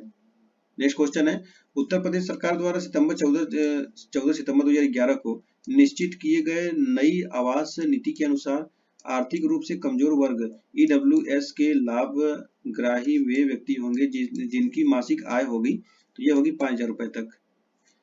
नेक्स्ट है, नीति आयोग द्वारा चलाए जा रहे आकांक्षी जिला कार्यक्रम के अंतर्गत उत्तर प्रदेश से कितने जिले को जून 2021 तक शामिल किया गया, तो ऑप्शन सी हो जाएगा 8। देख लीजिए वो 8 जिला: सोनभद्र, फतेहपुर, सिद्धार्थनगर, चित्रकूट, चंदौली, बलरामपुर, बहराइच, श्रावस्ती। नेक्स्ट है, वित्तीय वर्ष 2010-11 में भारत के कुल सकल घरेलू उत्पाद में अन्य राज्यों की तुलना में उत्तर प्रदेश का योगदान था, तो ऑप्शन बी हो जाएगा द्वितीय सर्वाधिक। कृषि श्रम उत्पादकता सर्वाधिक है, तो ऑप्शन डी हो जाएगा पश्चिमी उत्तर प्रदेश में। उत्तर प्रदेश में कृषि श्रम उत्पादकता सर्वाधिक पश्चिमी उत्तर प्रदेश में है। कृषि का सबसे अधिक यंत्रीकरण पश्चिमी उत्तर प्रदेश में हुआ है, जिससे कम श्रम से अधिकाधिक उत्पादकता प्राप्त होती है। सहारनपुर, मेरठ, मुजफ्फरनगर, बिजनौर, मुरादाबाद, बरेली, पीलीभीत इत्यादि क्षेत्र कृषि पर उत्पादकता के लिए उपयुक्त क्षेत्र है। पश्चिमी उत्तर प्रदेश के पश्चात क्रमशः मध्य पूर्वी और सबसे कम बुंदेलखंड में कृषि श्रम उत्पादकता है। नेक्स्ट है, हैंडबुक ऑफ एग्रीकल्चर प्रकाशित होती है, तो यह होती है भारतीय कृषि अनुसंधान परिषद, ऑप्शन नंबर बी हो जाएगा, ICAR। क्वेश्चन नंबर 43 है, उत्तर प्रदेश की अर्थव्यवस्था के संदर्भ में निम्नलिखित कथनों पर विचार कीजिए। पहला कथन है, प्रति व्यक्ति राष्ट्रीय आय व प्रति व्यक्ति राज्य आय में अंतर निरंतर बढ़ रहा है। नेक्स्ट है, उत्तर संपूर्ण देश की तुलना की कुल कर्मियों में कृषकों का प्रतिशत उत्तर प्रदेश में अधिक है। और अगला है, संपूर्ण देश की तुलना में प्रति 1 लाख जनसंख्या पर पंजीकृत कारखानों की संख्या उत्तर प्रदेश में अधिक है, तो ऑप्शन सी हो जाएगा। 1 और 2 सही है, लेकिन तीसरा वाला गलत है, 1 लाख नहीं होगा वो। कृषकों को उत्तर प्रदेश से अधिक है, साथ ही संपूर्ण तुलना में 1 लाख जनसंख्या पंजीकृत कारखानों की संख्या कम है। यहाँ पर अधिक बोला है ना, अधिक है, ठीक है, तो इसीलिए ये गलत हो गया है। नेक्स्ट क्वेश्चन है, कथन व कारण क्वेश्चन है। तो उत्तर प्रदेश की वर्तमान सरकार उद्योग आधारित संरचना और ऊर्जा उत्पादन आदि के विकास पर ध्यान लगा रही है, क्योंकि भारी निवेश आर्थिक विकास को सुलभ करता है। तो ए सही है और आर भी सही है, लेकिन दोनों की व्याख्या भी कर रहा है, तो ए और आर दोनों सही है, सही व्याख्या कर रहा है, ऑप्शन नंबर ए हो जाएगा। क्वेश्चन नंबर 45 से उन स्थानों का चयन कीजिए जहां उत्तर प्रदेश में विशिष्ट आर्थिक जोन स्थापित किए जा रहे हैं।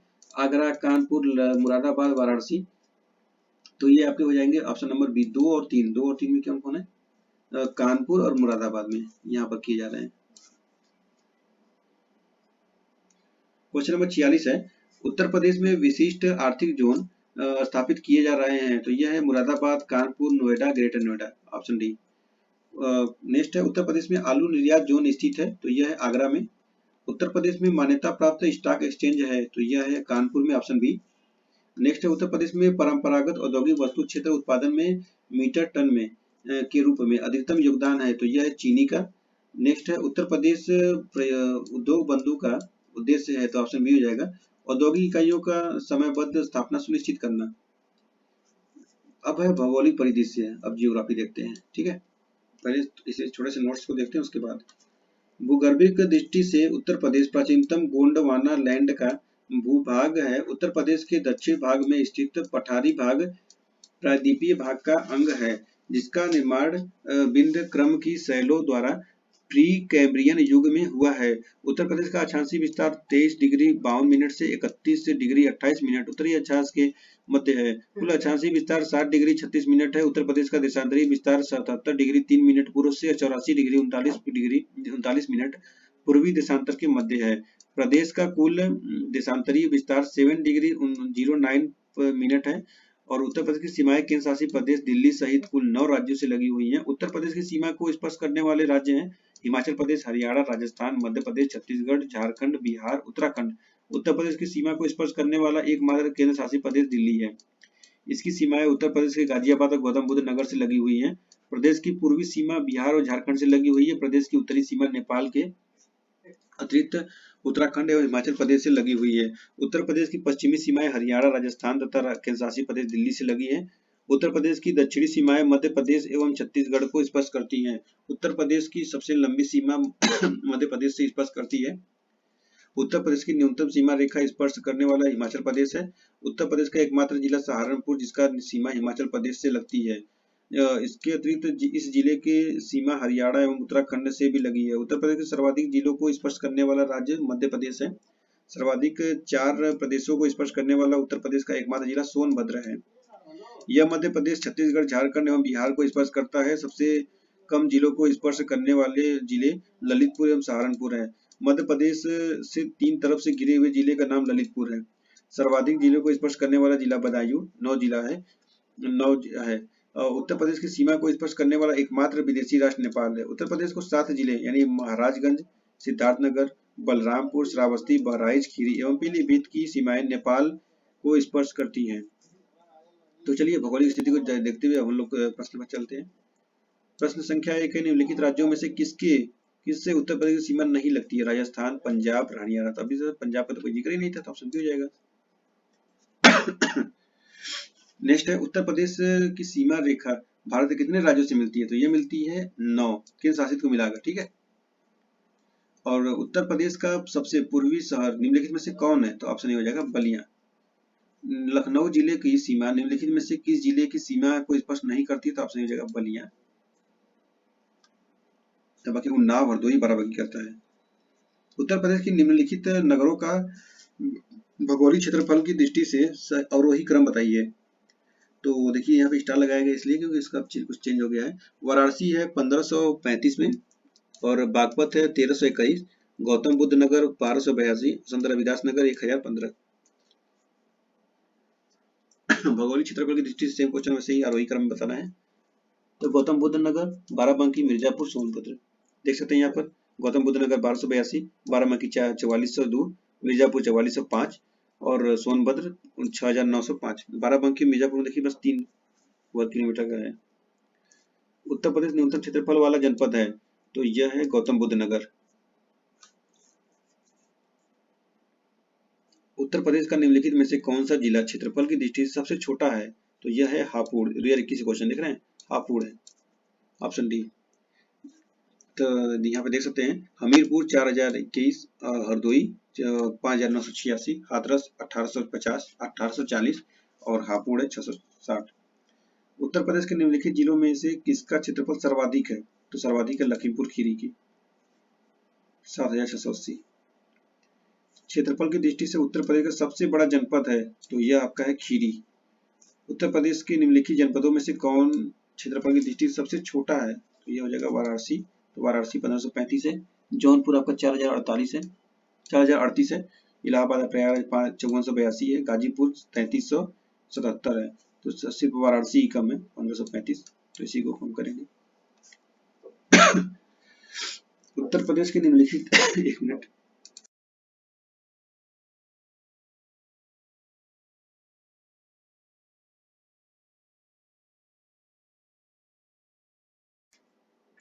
ओके। उत्तर प्रदेश के निम्नलिखित जिलों का उत्तर से दक्षिण अनुक्रम बताइए। उत्तर से दक्षिण बताना है, देखिए उत्तर से नीचे आते चलिए दक्षिण।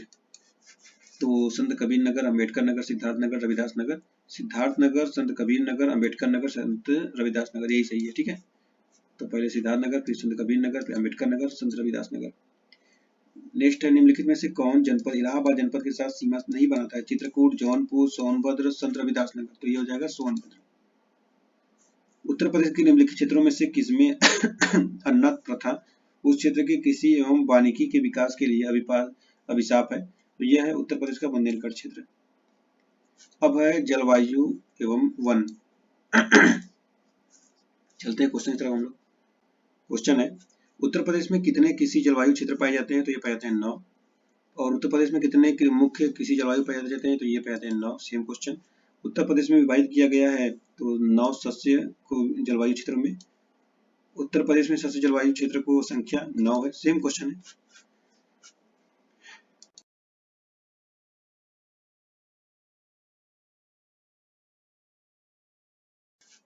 उत्तर प्रदेश की निम्नलिखित नदियों में कौन सी पर्यावरण प्रदूषण के कारण जैविक आपदा घोषित की हो गई है? तो ये है यमुना और गोमती, दोनों है। वर्तमान में उत्तर प्रदेश में वन क्षेत्र है, तो यह है 4.46%, जो भौगोलिक क्षेत्र 7.22% है। रिक्त स्थान को उचित चयन भरे। 2011 में उत्तर प्रदेश की अभिलिखित रिकॉर्डेड वन क्षेत्र अपने कुल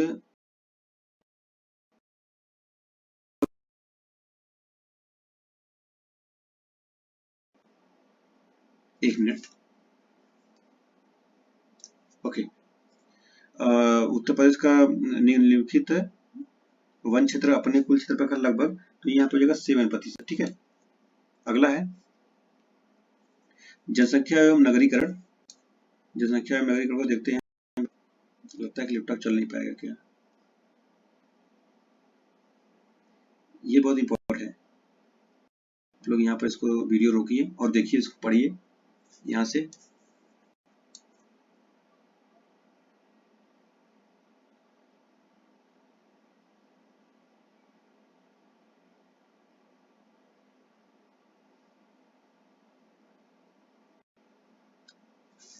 देखिए बढ़ते क्रम में यहाँ पे है महोबा, चित्रकूट, हमीरपुर, श्रावस्ती एवं ललितपुर की है। सर्वाधिक पुरुष जनसंख्या वाले 5 जिले तो इलाहाबाद, प्रयागराज, मुरादाबाद, गाजियाबाद, कानपुर नगर, लखनऊ है। और सर्वाधिक महिला 5 जिले हैं, तो ये महिलाओं में है इलाहाबाद, आजमगढ़, जौनपुर और मुरादाबाद, लखनऊ। और सर्वाधिक 10 की वृद्धि दर वाले हैं तो गौतम बुद्ध नगर और गाजियाबाद, श्रावस्ती, बहराइच, बलरामपुर है। और न्यूनतम 10 की वृद्धि वाले हैं तो ये है कानपुर नगर, हमीरपुर, बागपत, फतेहपुर, देवरिया। सर्वाधिक घनत्व 5 जिला है, ऐसे कौन सा है तो गाजियाबाद है, फिर वाराणसी है, फिर लखनऊ है, संत रविदास नगर है, कानपुर। न्यूनतम घनत्व वाले जो है तो ये है ललितपुर, सोनभद्र, हमीरपुर, महोबा, चित्रकूट। सर्वाधिक साक्षरता दर वाले तो गौतम बुद्ध नगर और कानपुर नगर, औरैया, इटावा, गाजियाबाद। और न्यूनतम साक्षरता वाले तो श्रावस्ती, बहराइच, बलरामपुर, बदायूं, रामपुर। सर्वाधिक पुरुष साक्षरता दर वाले तो गौतम बुद्ध नगर, औरैया, इटावा, गाजियाबाद, झांसी। और महिला न्यूनतम पुरुष साक्षरता दर वाले ये हो जाएंगे श्रावस्ती, बहराइच, बलरामपुर, बदायूं, रामपुर। सर्वाधिक महिला साक्षरता जहाँ पढ़ी लिखी ज्यादा है तो यह है कानपुर नगर, लखनऊ, गौतम बुद्ध नगर, औरैया और गाजियाबाद। और न्यूनतम में तो श्रावस्ती, बलरामपुर, बहराइच, बदायूं, रामपुर। सर्वाधिक लिंगानुपात कहाँ है तो जौनपुर में है, आजमगढ़ है, देवरिया, प्रतापगढ़ है, सुल्तानपुर है। और न्यूनतम लिंगानुपात तो यह गौतम बुद्ध नगर, हमीरपुर, बागपत, कानपुर और बांदा, मथुरा, औरैया, जालौन।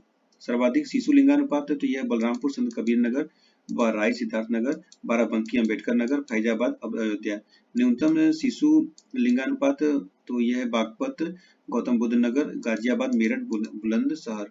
सर्वाधिक ग्रामीण जनसंख्या तो यह है इलाहाबाद, आजमगढ़, जौनपुर, सीतापुर, गोरखपुर। और न्यूनतम ग्रामीण जनसंख्या वाले 5 जिले हैं तो ये हो जाएंगे गौतम बुद्ध, महोबा, हमीरपुर, चित्रकूट, बागपत। सर्वाधिक ग्रामीण प्रतिशत 5 जिले श्रावस्ती, कुशीनगर, महाराजगंज, सुल्तानपुर, प्रतापगढ़। और न्यूनतम ग्रामीण प्रतिशत वाले तो गाजियाबाद, लखनऊ, कानपुर, गौतम बुद्ध नगर, मेरठ। चलिए हम चलते हैं क्वेश्चन की तरफ। तो क्वेश्चन यहाँ पर है, भारत के समस्त राज्यों में क्षेत्रफल का उत्तर प्रदेश का क्या स्थान है तो यह है चौथा, ऑप्शन डी। फिर है वर्ष 2011 की जनगणना के अनुसार उत्तर प्रदेश में साक्षरता दर 2001 से 2011 तक की वृद्धि हुई थी तो यह हुई थी 11.45%। अब है यूपी में 2011 की जनगणना के अनुसार साक्षरता दर तो यह 67.68%। नेक्स्ट है 1991 से 2001 के दौरान उत्तर प्रदेश में साक्षर व्यक्तियों की वृद्धि हुई है तो यहाँ पे स्टार लगा दिया है, लेकिन उस समय 1991 से लेकर 2001 तक ना तो 40.71% थी। 2001 से जनगणना के 56.27% तो हुई। और इस प्रकार प्रश्नकाल के संदर्भ में 1991 से 2001 के दौरान 15.6 थी, जो कि 15.6 नहीं दिया है ऑप्शन में। और 2001 से 11 तक देख सकते हैं 11.4 का है। 2001 की जनगणना के अनुसार उत्तर प्रदेश में पुरुष साक्षरता प्रतिशत है तो देखिए इसमें भी 2001 के अनुसार में था तो ये भी इसमें भी स्टार लगा दिया है। पुरुष का 68.8 था जो कि नहीं दिया है, तो आप देख सकते हैं 68.8 और 77.3 है 2011 में। 2001 की जनगणना के अनुसार उत्तर प्रदेश में महिला साक्षरता दर तो महिला साक्षरता दर दिया था 2001 में है ना, तो यहाँ पर है महिला का 42.2 है, इसमें नहीं दिया है, 42.98 दिया है तो 57.2 भी रखिए 2011 में महिला का है। 2011 की जनगणना के अनुसार उत्तर प्रदेश में पुरुष साक्षरता दर तो यह था 79.24%, जो कि 77 यहाँ था। निम्नलिखित युग्मों में से कौन सुमेलित नहीं बताना है, कौन सा गलत इसमें है। कानपुर 72.50%, लखनऊ 61.22% और इटावा है 68.49%, गाजियाबाद 60, ये गलत है तो गाजियाबाद का साक्षरता दर 59 है, 59.12% है। नेक्स्ट बढ़ते हैं कथन और कारण क्वेश्चन है। कथन है उत्तर प्रदेश में साक्षरता दर स्थिर तरीके से बढ़ती रही है क्योंकि महिलाओं में साक्षरता दर की वृद्धि पुरुषों में वृद्धि दर के अनुरूप समगति नहीं रही है। तो देखिए ए और आर दोनों सही है, लेकिन सही व्याख्या नहीं करते, इससे अगली ऑप्शन बी हो जाएगा। जनगणना 2011 के अनुसार उत्तर प्रदेश में साक्षरता दर थी तो यह थी उड़ीसा से कम। नेक्स्ट, उत्तर प्रदेश में सर्वाधिक साक्षरता दर प्रतिशत वाला जनपद है तो यह है कानपुर नगर, ऑप्शन सी।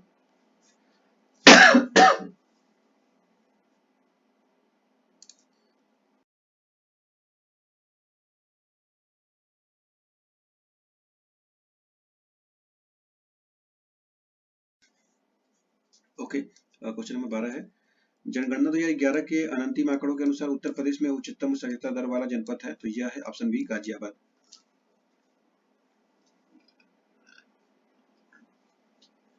नेक्स्ट है 2011 जनगणना में उत्तर प्रदेश के किस जिले में साक्षरता दर उच्चतम थी तो ऑप्शन सी हो जाएगा कानपुर। नेक्स्ट, जनगणना 2011 के अनुसार उत्तर प्रदेश सर्वाधिक साक्षरता वाला जिला कौन सा, साक्षरता वाला पढ़े लिखे वाला जिला गौतम बुद्ध नगर था। जनगणना 2011 के अनुसार सर्वाधिक औसत साक्षरता वाले निम्नलिखित 4 जिलों को सही अवरोही क्रम में बताना है। सर्वाधिक औसत साक्षरता वाले, ठीक है, तो ये है गौतम बुद्ध नगर है, कानपुर है, कानपुर नगर, औरैया और इटावा, ऑप्शन हो जाएगा बी। फिर है भारत की जनगणना 2011 के अनुसार उत्तर प्रदेश के निम्नलिखित में से किस जिले की साक्षरता दर सर्वाधिक है तो ये हो गया गाजियाबाद होगा, ऑप्शन डी, ठीक है। इलाहाबाद 72.3%, वाराणसी 75.5%, बरेली 58.5%, गाजियाबाद 78.1%। 2011 जनगणना के अनंतिम आंकड़ों के अनुसार निम्नलिखित में से उत्तर प्रदेश के किस जिले में सबसे कम महिला साक्षरता है तो यह है रामपुर, ऑप्शन डी। 2011 जनगणना के अनुसार उत्तर प्रदेश के निम्नलिखित जनपदों में से किसमें महिला साक्षरता दर सबसे कम है तो ऑप्शन सी हो जाएगा श्रावस्ती। जनगणना 2001 के अनुसार उत्तर प्रदेश के निम्नलिखित में से किस जिले की साक्षरता दर सबसे कम है तो ऑप्शन ए हो जाएगा श्रावस्ती। नेक्स्ट, निम्नलिखित जनपदों में से किसमें साक्षरता दर सबसे कम है तो ये हो जाएगा श्रावस्ती।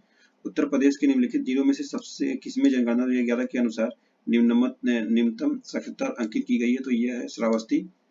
और 2011 जनगणना के अनुसार उत्तर प्रदेश के संदर्भ में निम्नलिखित आंकड़ों को सही कौन सम्मिलित नहीं है तो लक्षण और मान है। देश की जनसंख्या में उत्तर प्रदेश जनसंख्या का प्रतिशत 18.5% है तो यही गलत है।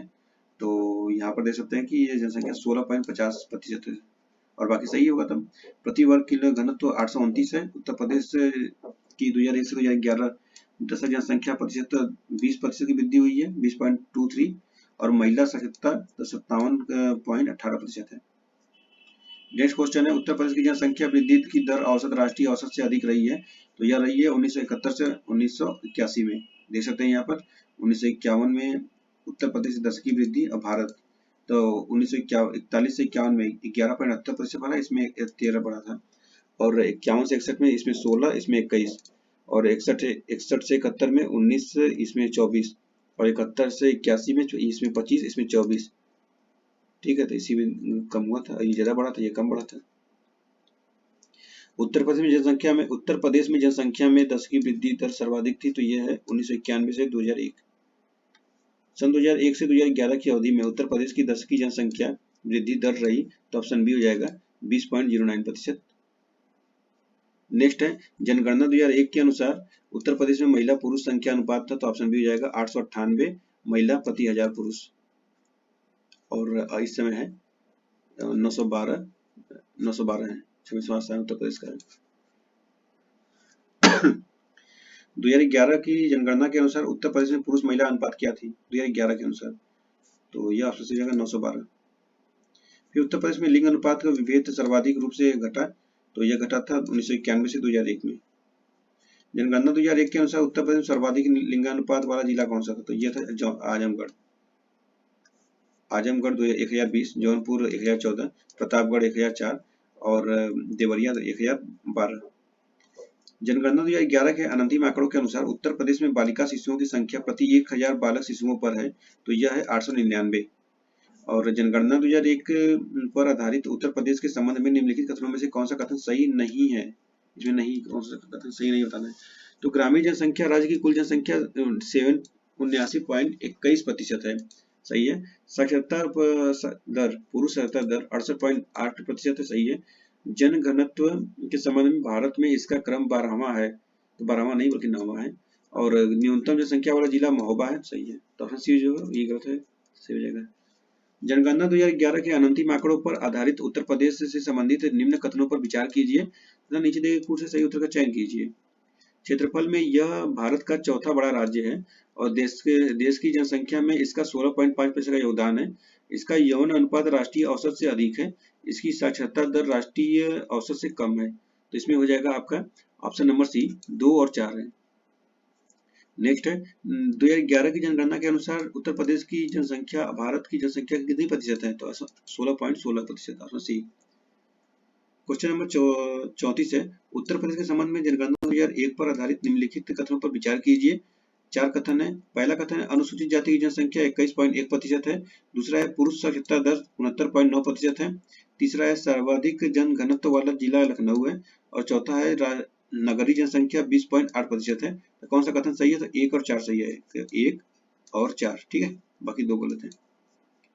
नेक्स्ट क्वेश्चन है उत्तर प्रदेश जनसंख्या नियंत्रण स्थिरीकरण और कल्याण विधेयक 2021 के संदर्भ में कौन सा कथन सही है, तो 2 कथन है। इस विधेयक का उद्देश्य 2026 तक जन्म दर को 2.1% हजार जनसंख्या तक कम करना है। और दूसरा है वर्तमान में राज्य प्रजनन दर 2.7% हजार है। तो हो जाएगा ऑप्शन नंबर डी, ना तो 1 ना ही 2। क्यों, क्योंकि उत्तर प्रदेश की विधि आयोग ने जनसंख्या नियंत्रण पर एक विधेयक जारी किया जिसका आधारिक नाम उत्तर प्रदेश जनसंख्या नियंत्रण स्थिरीकरण एवं कल्याण विधेयक 2021 है।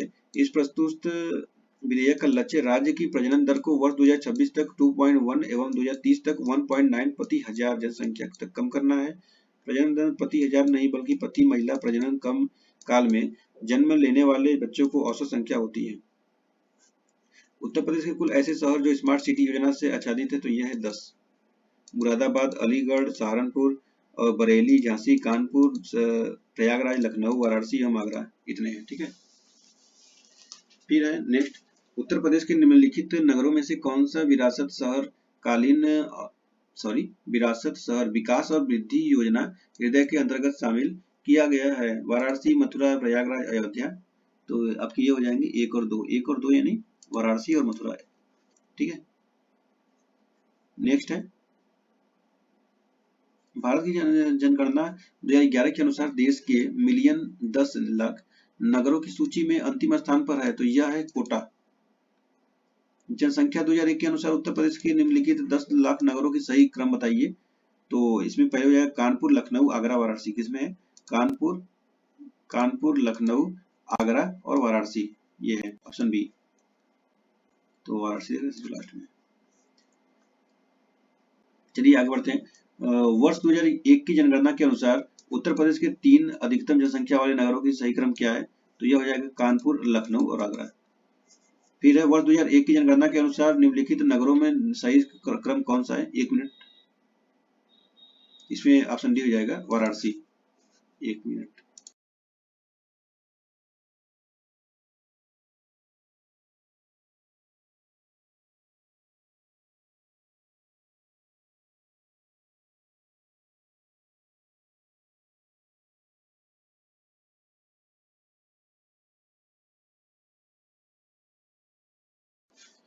क्वेश्चन नंबर 42 है उत्तर प्रदेश के निम्नलिखित नगरों पर विचार कीजिए, जनसंख्या के आधार पर उन्हें अवरोही क्रम में व्यवस्थित कीजिए। गाजियाबाद, कानपुर, आगरा, लखनऊ। तो ये आपका हो जाएगा कानपुर और लखनऊ और गाजियाबाद फिर आगरा। ठीक है, ऑप्शन नंबर हो जाएगा डी।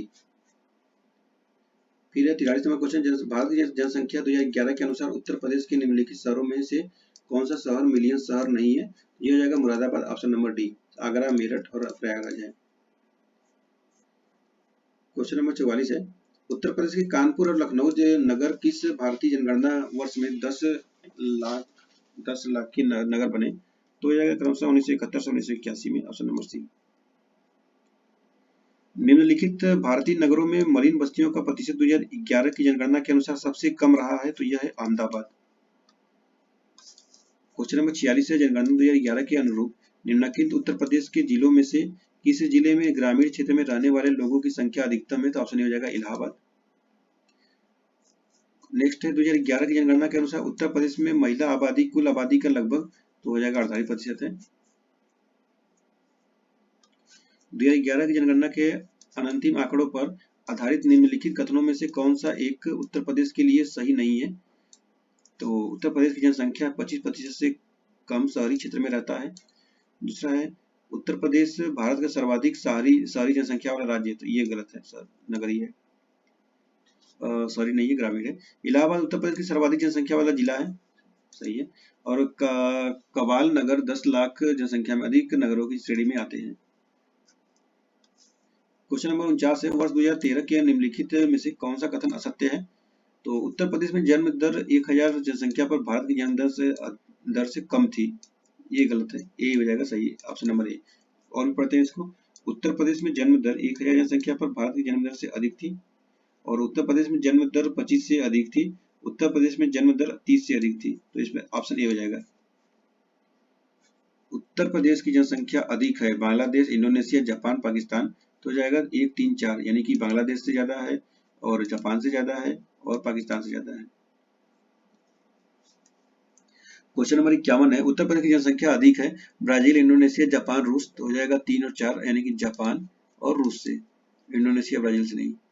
क्वेश्चन नंबर 52 है, उत्तर प्रदेश की जनसंख्या नीति का महिलाओं की विवाह आयु को 19.5 वर्ष तक बढ़ाना है, वर्ष, तो यह वर्ष 2016 तक। और क्वेश्चन नंबर 53 है, वर्ष 2000 में घोषित उत्तर प्रदेश की जनसंख्या नीति का प्रमुख उद्देश्य सकल प्रजनन दर को घटाकर 2.1 करना है, वर्ष 2016 तक का था। पुराने क्वेश्चन ही सब है। 2001 की जनगणना के अनुसार उत्तर प्रदेश की अधिकतम घनी आबादी न्यूनतम घनी आबादी वाले के जिले क्रमशः है, तो यह वाराणसी और ललितपुर थे। और है उत्तर प्रदेश का सबसे घना बसा जिला कौन सा है? तो ऑप्शन बी हो जाएगा गाजियाबाद। और उत्तर प्रदेश की जनसंख्या सर्वाधिक सांद्र पाया जाता है, तो ये पाया जाता है कानपुर जनपद में। 2011 की जनगणना के अनुसार उत्तर प्रदेश के किस जिले में जनसंख्या घनत्व सबसे अधिक है? तो ऑप्शन हो जाएगा सी गाजियाबाद। फिर 2001 की जनगणना के अनुसार उत्तर प्रदेश का कौन सा जिला सबसे अधिक जनसंख्या घनत्व वाला धारण करता है? तो ऑप्शन हो जाएगा वाराणसी। 2011 की जनगणना के अंतिम आंकड़ों के अनुसार उत्तर प्रदेश के निम्नलिखित जिलों के उनके जनसंख्या आकार के आरोही क्रम में व्यवस्थित कीजिए। इलाहाबाद, आजमगढ़, गाजियाबाद और लखनऊ, तो ये हो जाएगा आपका इलाहाबाद और फिर Ghaziabad, Azamgarh, Lucknow, 1, 3, 2, 4, option number A. निम्नलिखित में से कौन उत्तर प्रदेश का जनसंख्या दृष्टि से सबसे बड़ा जनपद है? तो ऑप्शन सी हो जाएगा इलाहाबाद।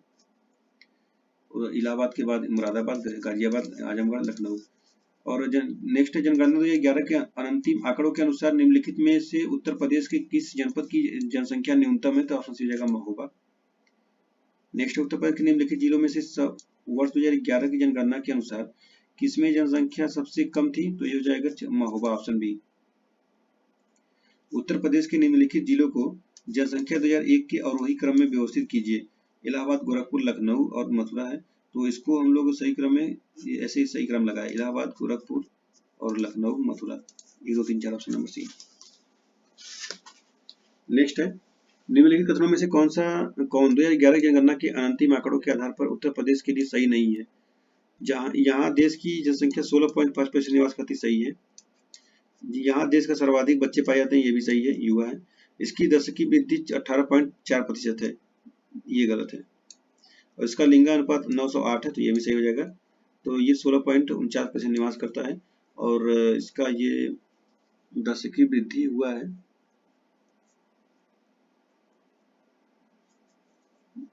ये गलत है। आगे बढ़ते हैं। निम्नलिखित में से किस धार्मिक समुदाय का उत्तर प्रदेश में तीसरा प्रमुख स्थान है? तो यह है सिख। देख लीजिए पहले कौन कौन है। पहले हिंदू हैं, फिर मुसलमान हैं और तीसरे पे सिख है, और फिर उसके बाद चौथे और पांचवें पर बौद्ध, ईसाई, जैन। ठीक है, तो हिंदू, मुसलमान, सिख, बौद्ध, ईसाई, जैन। नेक्स्ट है, उत्तर प्रदेश में 15वीं जनगणना के पहले चरण की प्रक्रिया निम्न तिथियों में से किसमें होनी थी? यह 16 मई से 30 जून 2010 तक। उत्तर प्रदेश के निम्न 4 जनपदों को 2001 की जनगणना के अनुसार अनुसूचित जनजाति की जनसंख्या के अवरोही घटते हुए क्रम में बताना है। श्रावस्ती, बलरामपुर, बहराइच, खीरी, तो ये आपका हो जाएगा खीरी और फिर बलरामपुर और बहराइच, फिर श्रावस्ती। 4, 2, 3, 1, ऑप्शन नंबर सी हो जाएगा। 2001 की जनगणना के अनुसार उत्तर प्रदेश में सर्वाधिक अनुसूचित जनजाति जनसंख्या वाला जिला है, तो यह है Kheri, option number B.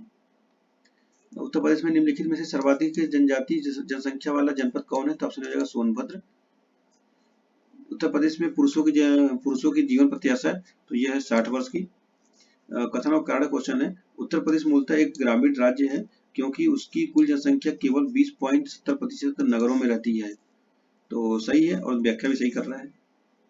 Next है, उत्तर प्रदेश के संबंध में निम्न कथनों पर विचार कीजिए। तो उत्तर प्रदेश का भौगोलिक क्षेत्रफल लगभग 2,41,000 वर्ग किलोमीटर है। सेक्स यानी लिंग अनुपात प्रति 1000 पुरुषों पर स्त्रियों की संख्या यूपी की 2001 की जनगणना के अनुसार 933 था। उत्तर प्रदेश में 17 राजस्व मंडल हैं और उत्तर प्रदेश में साक्षरता प्रतिशत 2001 की जनगणना के अनुसार 60.1 थी। तो इसमें हो जाएगा आपका 1 और 3, 1 और 3, ये 60.1 नहीं है और ये 18 है। आगे बढ़ते हैं। तो अब आता है वन्य जीव अभ्यारण्य एवं पक्षी विहार उत्तर प्रदेश के बारे में। ठीक है, चलिए तो देखते हैं हम लोग क्वेश्चन। उत्तर प्रदेश का सबसे बड़ा वन्य जीव विहार तो यह है आपका हस्तिनापुर। हस्तिनापुर वन्य जीव विहार है, चंद्रप्रभा है, किशनपुर है, रानीपुर है। उत्तर प्रदेश में बब्बर शेर सफारी स्थापित किया जा रहा है तो यह किया जा रहा है इटावा में। निम्नलिखित में से कौन सा अभ्यारण्य सही सुमेलित नहीं है? पक्षी विहार और स्थान तो यह है समसपुर, रायबरेली में है। नवाबगंज नवाबगंज आपका अभ्यारण्य उत्तर प्रदेश, ये उन्नाव में है, इलाहाबाद में नहीं है, उन्नाव में है। ठीक है, बखीरा संत कबीर नगर है, सांडी हरदोई है। तो ये ऑप्शन भी हो जाएगा। निम्नलिखित में से कौन सा सुमेलित है? बखीरा वन्य जीव अभ्यारण्य उन्नाव, ये गलत है। और बखीरा ये उत्तर प्रदेश के संत कबीर नगर में है। और ओखला वन्य जीव अभ्यारण्य ललितपुर में भी नहीं है। ओखला तो गौतम बुद्ध नगर जिले में। और सांडी वन्य जीव अभ्यारण्य ये हरदोई है, सही है। महावीर स्वामी वन्य जीव अभ्यारण्य ये बस्ती में नहीं है, ये आपका ललितपुर पड़ेगा, ललितपुर ये है। ठीक है, तो इस प्रकार ऑप्शन नंबर सी सही है केवल। बखीरा बच्ची बिहार कहाँ पर है? तो अभी हम लोगों ने पढ़ा बस्ती में, ऑप्शन ए हो जाएगा। दुधवा राष्ट्रीय उद्यान किस जनपद में स्थित है? दुधवा राष्ट्रीय उद्यान लखीमपुर खीरी में है। उत्तर प्रदेश में नवाबगंज पक्षी विहार स्थित है तो यह है उन्नाव जनपद में। और सुराहा ताल पक्षी विहार स्थित है तो यह है बलिया जिले में। तो ये अब ये खत्म होते हैं और अब आगे आता है खनिज संसाधन। खनिज संसाधन पढ़ते हैं। निम्नलिखित में से कौन सा एक खनिज उत्तर प्रदेश में नहीं पाया जाता है? तो यह पाया जाता है अभ्रक। बाकी चूना पत्थर, बॉक्साइट, जिप्सम पाए जाते हैं। उत्तर प्रदेश के निम्न जनपदों को उनमें पाए जाने वाले खनिजों को सुमेलित कीजिए। तो सोनभद्र, एक मिनट चार्ज लगा देता हूँ इसको। ठीक है, सोनभद्र सिलिका बालू और ललितपुर चूना पत्थर, इलाहाबाद तांबा दिया है। तो कौन सा सही होगा? तो सोनभद्र में पाए जाते हैं आपके चूना पत्थर और ललितपुर में तांबा, इलाहाबाद में सिलिका बालू। तो 2-3-1 ऑप्शन नंबर सी हो जाएगा। इसमें भी मिलान करने वाला क्वेश्चन है। तो देखिए यहाँ पे मिलाते हैं। सोनभद्र चूने पत्थर के लिए है, प्रयागराज शीशे बालू के लिए, ललितपुर तांबा है, Mirzapur non plastic fire play है। ऑप्शन नंबर डी बी है। ठीक है, फिर यहाँ सूची में उस वीडियो से मिलाते हैं हम लोग। सोनभद्र, तो सोनभद्र चूना पत्थर है। और इलाहाबाद हो जाएगा शीशा बालू। और ललितपुर, तो ललितपुर हो जाएगा तांबा। और मिर्जापुर नॉन प्लास्टिक फायर, गलत हो जाएगा option number D. Uttar Pradesh में पाए जाने वाले प्रमुख खनिज लाइमस्टोन एवं तथा डोलोमाइट। उत्तर प्रदेश में कोयले के भंडार पाए जाते हैं तो ये पाए जाते हैं सिंगरौली क्षेत्र में। निम्नलिखित में से कौन सुमेलित नहीं बताना है, कौन सा गलत है इसमें? कोयला सोनभद्र में, बलुआ पत्थर मिर्जापुर में, सिलिका बालू इलाहाबाद में, यूरेनियम झांसी। तो यूरेनियम झांसी में नहीं है।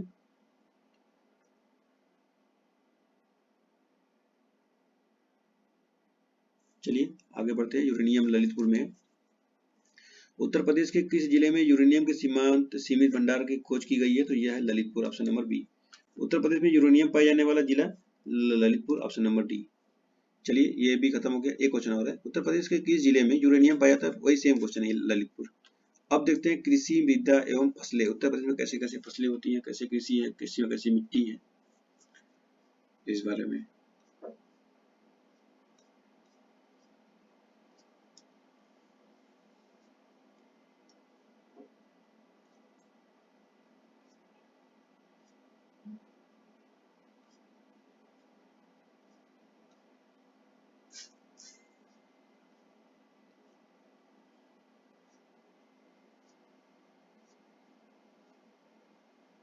ठीक है, तो यहाँ पे प्रश्न आता है, पश्चिमी उत्तर प्रदेश के संदर्भ में निम्नलिखित कथनों में से कौन सा कथन सही है?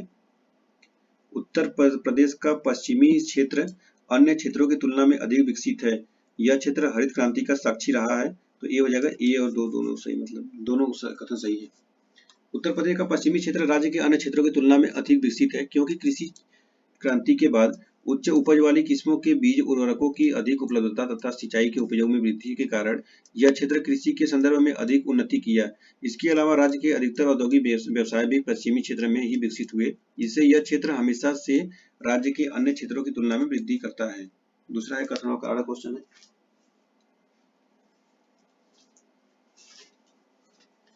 उत्तर प्रदेश मूलतः एक कृषक राज्य है क्योंकि उसके कुल मुख्य कर्मियों में 66.03% कृषि कार्य करते हैं। तो सही है, और सही व्याख्या भी कर रहा था, ऑप्शन नहीं हो जाएगा। उत्तर प्रदेश में किसान समृद्धि आयोग का गठन किस वर्ष में हुआ था? तो यह हुआ था 2017 में। क्वेश्चन नंबर 4 है, उत्तर प्रदेश में कृषि उत्पादन बढ़ाने में कौन सा कारक सबसे अधिक प्रभावी है? तो यह हो जाएगा उन्नत किस्म के बीजों को बढ़ावा। उत्तर प्रदेश की नई कृषि नीति कृषि विकास दर निर्धारित की गई है, तो यह है 4%। देश की कुल कृषि योग्य भूमि का कितना प्रतिशत उत्तर प्रदेश में स्थित है? तो यह है 15%। भारत की कृषि योग्य भूमि का लगभग कितना प्रतिशत उत्तर प्रदेश में है? तो 15%, अभी पढ़ा। उत्तर प्रदेश में परंपरागत भूमि मापन इकाई है, बीघा में है, बिस्सा बीघा ऐसे बोलते हैं। उत्तर प्रदेश में सीमांत कृषक किन्हें कहा गया है? तो यह कृषक कहा गया है जिनके पास 1 हेक्टेयर से कम भूमि है। अगला है, लाल मिट्टियां पाई जाती हैं कौन से जनपद में? तो ये पाई जाती है मिर्जापुर तथा झांसी में लाल मिट्टी।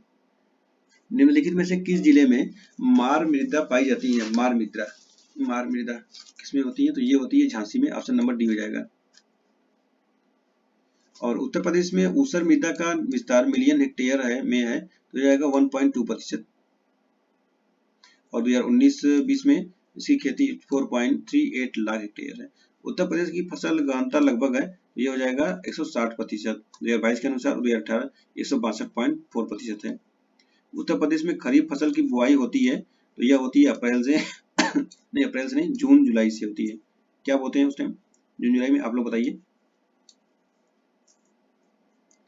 क्वेश्चन नंबर 15 है, निम्नलिखित में से किस दलहन फसल का क्षेत्रफल उत्तर प्रदेश में सर्वाधिक होती है? तो यह होती है चना की। भारत में उत्तर प्रदेश जिस पैदावार का सबसे बड़ा उत्पादक है वह है खाद्यान्न। भारत में उत्तर प्रदेश का द्वितीय स्थान है उत्पादन में, तो यह होता है धान। अगला है, उत्तर प्रदेश निम्नलिखित में से किन फसलों का देश में सबसे बड़ा उत्पादक है? तो यह होता है आपका आलू और गन्ना, चावल तंबाकू नहीं। उत्तर प्रदेश के लिए निम्नलिखित कथनों में से कौन सा कथन सही है? तो भारत के गन्ने उत्पाद का सबसे बड़ा हब है, सही है। भारत में होते हैं, अरे यहाँ पे होते हैं उत्तर प्रदेश में ढेर सारे गन्ने। और फिर दूसरा है, भारत का उच्चतम दूध उत्पादक प्रदेश है, ये भी सही है। इस बार राजस्थान का नाम आया था लेकिन सही है, अभी उत्तर प्रदेश ही होगा। और भारत में इस चावल का सबसे बड़ा उत्पादक है, तो नहीं, ये नहीं है। तो इस प्रकार हो जाएगा 1 और 2 देखिए किसमें है, ऑप्शन डी में। भारत के राज्यों में उत्तर प्रदेश किस उत्पाद का सबसे बड़ा उत्पादक नहीं है? तो अब फूलों का। बाकी गेहूं, गन्ना, आलू सब बड़े आगे है। देश में उत्तर प्रदेश अग्रणी उत्पादक है, मूंगफली, मक्का, गेहूं, आलू। तो गेहूं आलू तो होगा ही, गेहूं आलू, ठीक है। मक्का और मूंगफली नहीं है, तो 3 और 4 हो जाएगा ऑप्शन नंबर सी। निम्न फसल समूहों में से किसके उत्पादन में उत्तर प्रदेश संपूर्ण देश अग्रणी है? तो ऑप्शन बी हो जाएगा गेहूं और गन्ना, आलू। भारत के राज्यों में उत्तर प्रदेश निम्नलिखित में से किस फसलों में अग्रणी उत्पादक है? गेहूं है, आलू है और गन्ना है, ऑप्शन नंबर बी हो जाएगा। निम्नलिखित में से किस फसल में उत्तर प्रदेश का सबसे बड़ा उत्पादक नहीं है? तो चावल का नहीं होगा, बाकी गेहूं, गन्ना, आलू तो है ही, चावल ऑप्शन नंबर बी हो जाएगा। नेक्स्ट है, निम्नलिखित में से किस फसल के उत्पादन में उत्तर प्रदेश देश का सबसे बड़ा उत्पादक है? तो ऑप्शन डी हो जाएगा आलू। नेक्स्ट है, उत्तर प्रदेश निम्नलिखित में से किन फसलों का देश में सबसे बड़ा उत्पादक है? तो ये हो जाएगा गन्ना है, आलू है और मक्का नहीं है, धान मक्का नहीं है। 1 और 3 होगा, देखते हैं। डी 1 और 3 ऑप्शन नंबर डी हो जाएगा, ठीक है। क्वेश्चन नंबर 27 है, उत्तर प्रदेश के बारे में निम्नलिखित कथनों पर विचार कीजिए। यह देश में सर्वाधिक दुग्ध उत्पादक राज्य है, ठीक है, सही बात है। और दूसरा है, इसमें देश का अधिकतम आलू की खेती भी होती है, ये भी सही है। यह देश का अधिकतम गन्ना भी है, ये भी सही है। धान का उत्पादन देश तीसरा स्थान है, नहीं नहीं, तो ये गलत है। तो 1 2 3 हो जाएगा ऑप्शन नंबर बी। धान के लिए देख लेते हैं। पश्चिम बंगाल में होता है, दूसरे स्थान पर है। भारत में उत्तर प्रदेश अग्रणी उत्पादक है, तो ये हो जाएगा जौ। निम्नलिखित में से कौन उत्तर प्रदेश के सर्वाधिक फसल क्षेत्र के अंतर्गत सम्मिलित नहीं है? फसल और जनपद, सरसों, तो सरसों आपका हो जाएगा, आगरा में है, मथुरा में होता है, लखीमपुर खीरी में होता है। आलू फर्रुखाबाद, और आलू तो आपका आगरा, फिरोजाबाद, हाथरस, कन्नौज और फर्रुखाबाद सही है। मक्का वाराणसी तो मक्का में कन्नौज, बहराइच, जौनपुर है, तो यही गलत हो जाएगा ऑप्शन सी। और तिल तो हमीरपुर है, तो तिल में देखिए महोबा, बांदा, मिर्जापुर, सोनभद्र, हमीरपुर है, तो इस प्रकार ऑप्शन सी इसमें सही होता है। ये यहाँ पे पेश करते हैं, ठीक है। क्वेश्चन नंबर 30 है, उत्तर प्रदेश में उगाई गई न्यूनतम फसलों में से किसकी अवधि न्यूनतम है? तो ऑप्शन डी हो जाएगा मूंग। 2009-12 के दौरान भारत के कुल खाद्यान्न उत्पादन में उत्तर प्रदेश का अंश लगभग कितना रहा है? तो ऑप्शन डी हो जाएगा 1/5। भारत के मेथा तेल उत्पादन में उत्तर प्रदेश का योगदान कितने प्रतिशत है? तो ऑप्शन बी हो जाएगा 85%। उत्तर प्रदेश की प्रमुख फसल, तो ऑप्शन डी हो जाएगा गेहूं।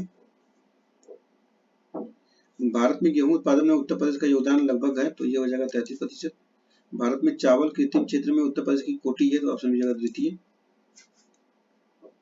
उत्तर प्रदेश के क्षेत्र में सोयाबीन फसल मुख्यतः उगाई जाती है, तो यह उगाई जाती है बुंदेलखंड क्षेत्र में। उत्तर प्रदेश में केसर का उत्पादन होता है, तो केसर का उत्पादन कहाँ होता है? पर्वतीय क्षेत्र में होता है, लेकिन यह उत्पादन तब होता है जब गढ़वाल तथा कुमाऊं मंडल पर्वतीय क्षेत्र उत्तर प्रदेश का भाग था, अब नहीं होता है। 2016 क्वेश्चन है। उत्तर प्रदेश में आंवले का सर्वाधिक उत्पादन करने वाला जिला है, तो आंवला होता है प्रतापगढ़ में। उत्तर प्रदेश में संतरे का पैदावार वाला प्रमुख जिला निम्नलिखित में से कौन सा है? तो यह होता है सहारनपुर। उत्तर प्रदेश के निम्नलिखित में से कौन सा जिला संतरे का सर्वाधिक उत्पादक है? तो यह सहारनपुर है। उत्तर प्रदेश का कौन सा जनपद दशहरी आम का सर्वोच्च उत्पादक है? तो ऑप्शन बी जाएगा लखनऊ। उत्तर प्रदेश में सर्वाधिक क्षेत्रफल वाली आम की प्रजाति है, तो ये होता है दशहरी। उत्तर प्रदेश को भारत का शक्कर का कटोरा क्यों कहा जाता है? इसको स्पष्ट करिए। तो उत्तर प्रदेश में गन्ने का सर्वाधिक उत्पादन होता है। उत्तर प्रदेश में गन्ना बेहतरीन शिक्षा संस्थान है। उत्तर प्रदेश चीनी मिलों का संख्या सर्वाधिक है। उत्तर प्रदेश में गन्ना उत्पादकों की संख्या सर्वाधिक है, तो 1, 2, 4 हो जाएगा। उत्तर प्रदेश की प्रमुख वाणिज्यिक उपज तो गन्ना है। और उत्तर प्रदेश की प्रमुख नगदी फसल क्या है? तो ये भी गन्ना है। अब आता है बांध, नदियां, सिंचाई के साधन लिखा होगा, अभी फंसा हुआ है, ये क्लियर नहीं हुआ है। हाँ, हो गया क्लियर। बांध, नदियां एवं सिंचाई के साधन कितने हुए? 85 पेज हुए, 259 पेज है।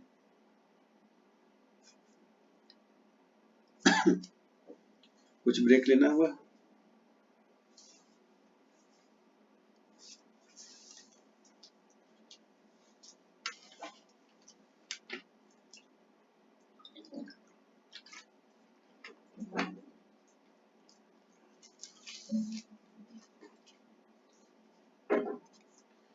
ठीक है, तो हम लोग चलते हैं क्वेश्चन की तरफ।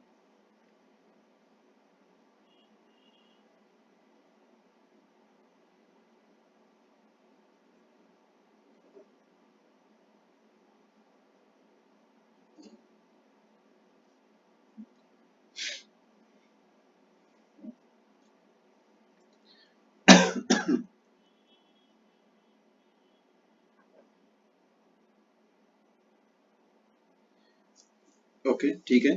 तो पहला क्वेश्चन यहाँ पे आता है, अर्जुन बांध नहर से उत्तर प्रदेश का लाभान्वित जिला, तो यह है हमीरपुर। उत्तर प्रदेश का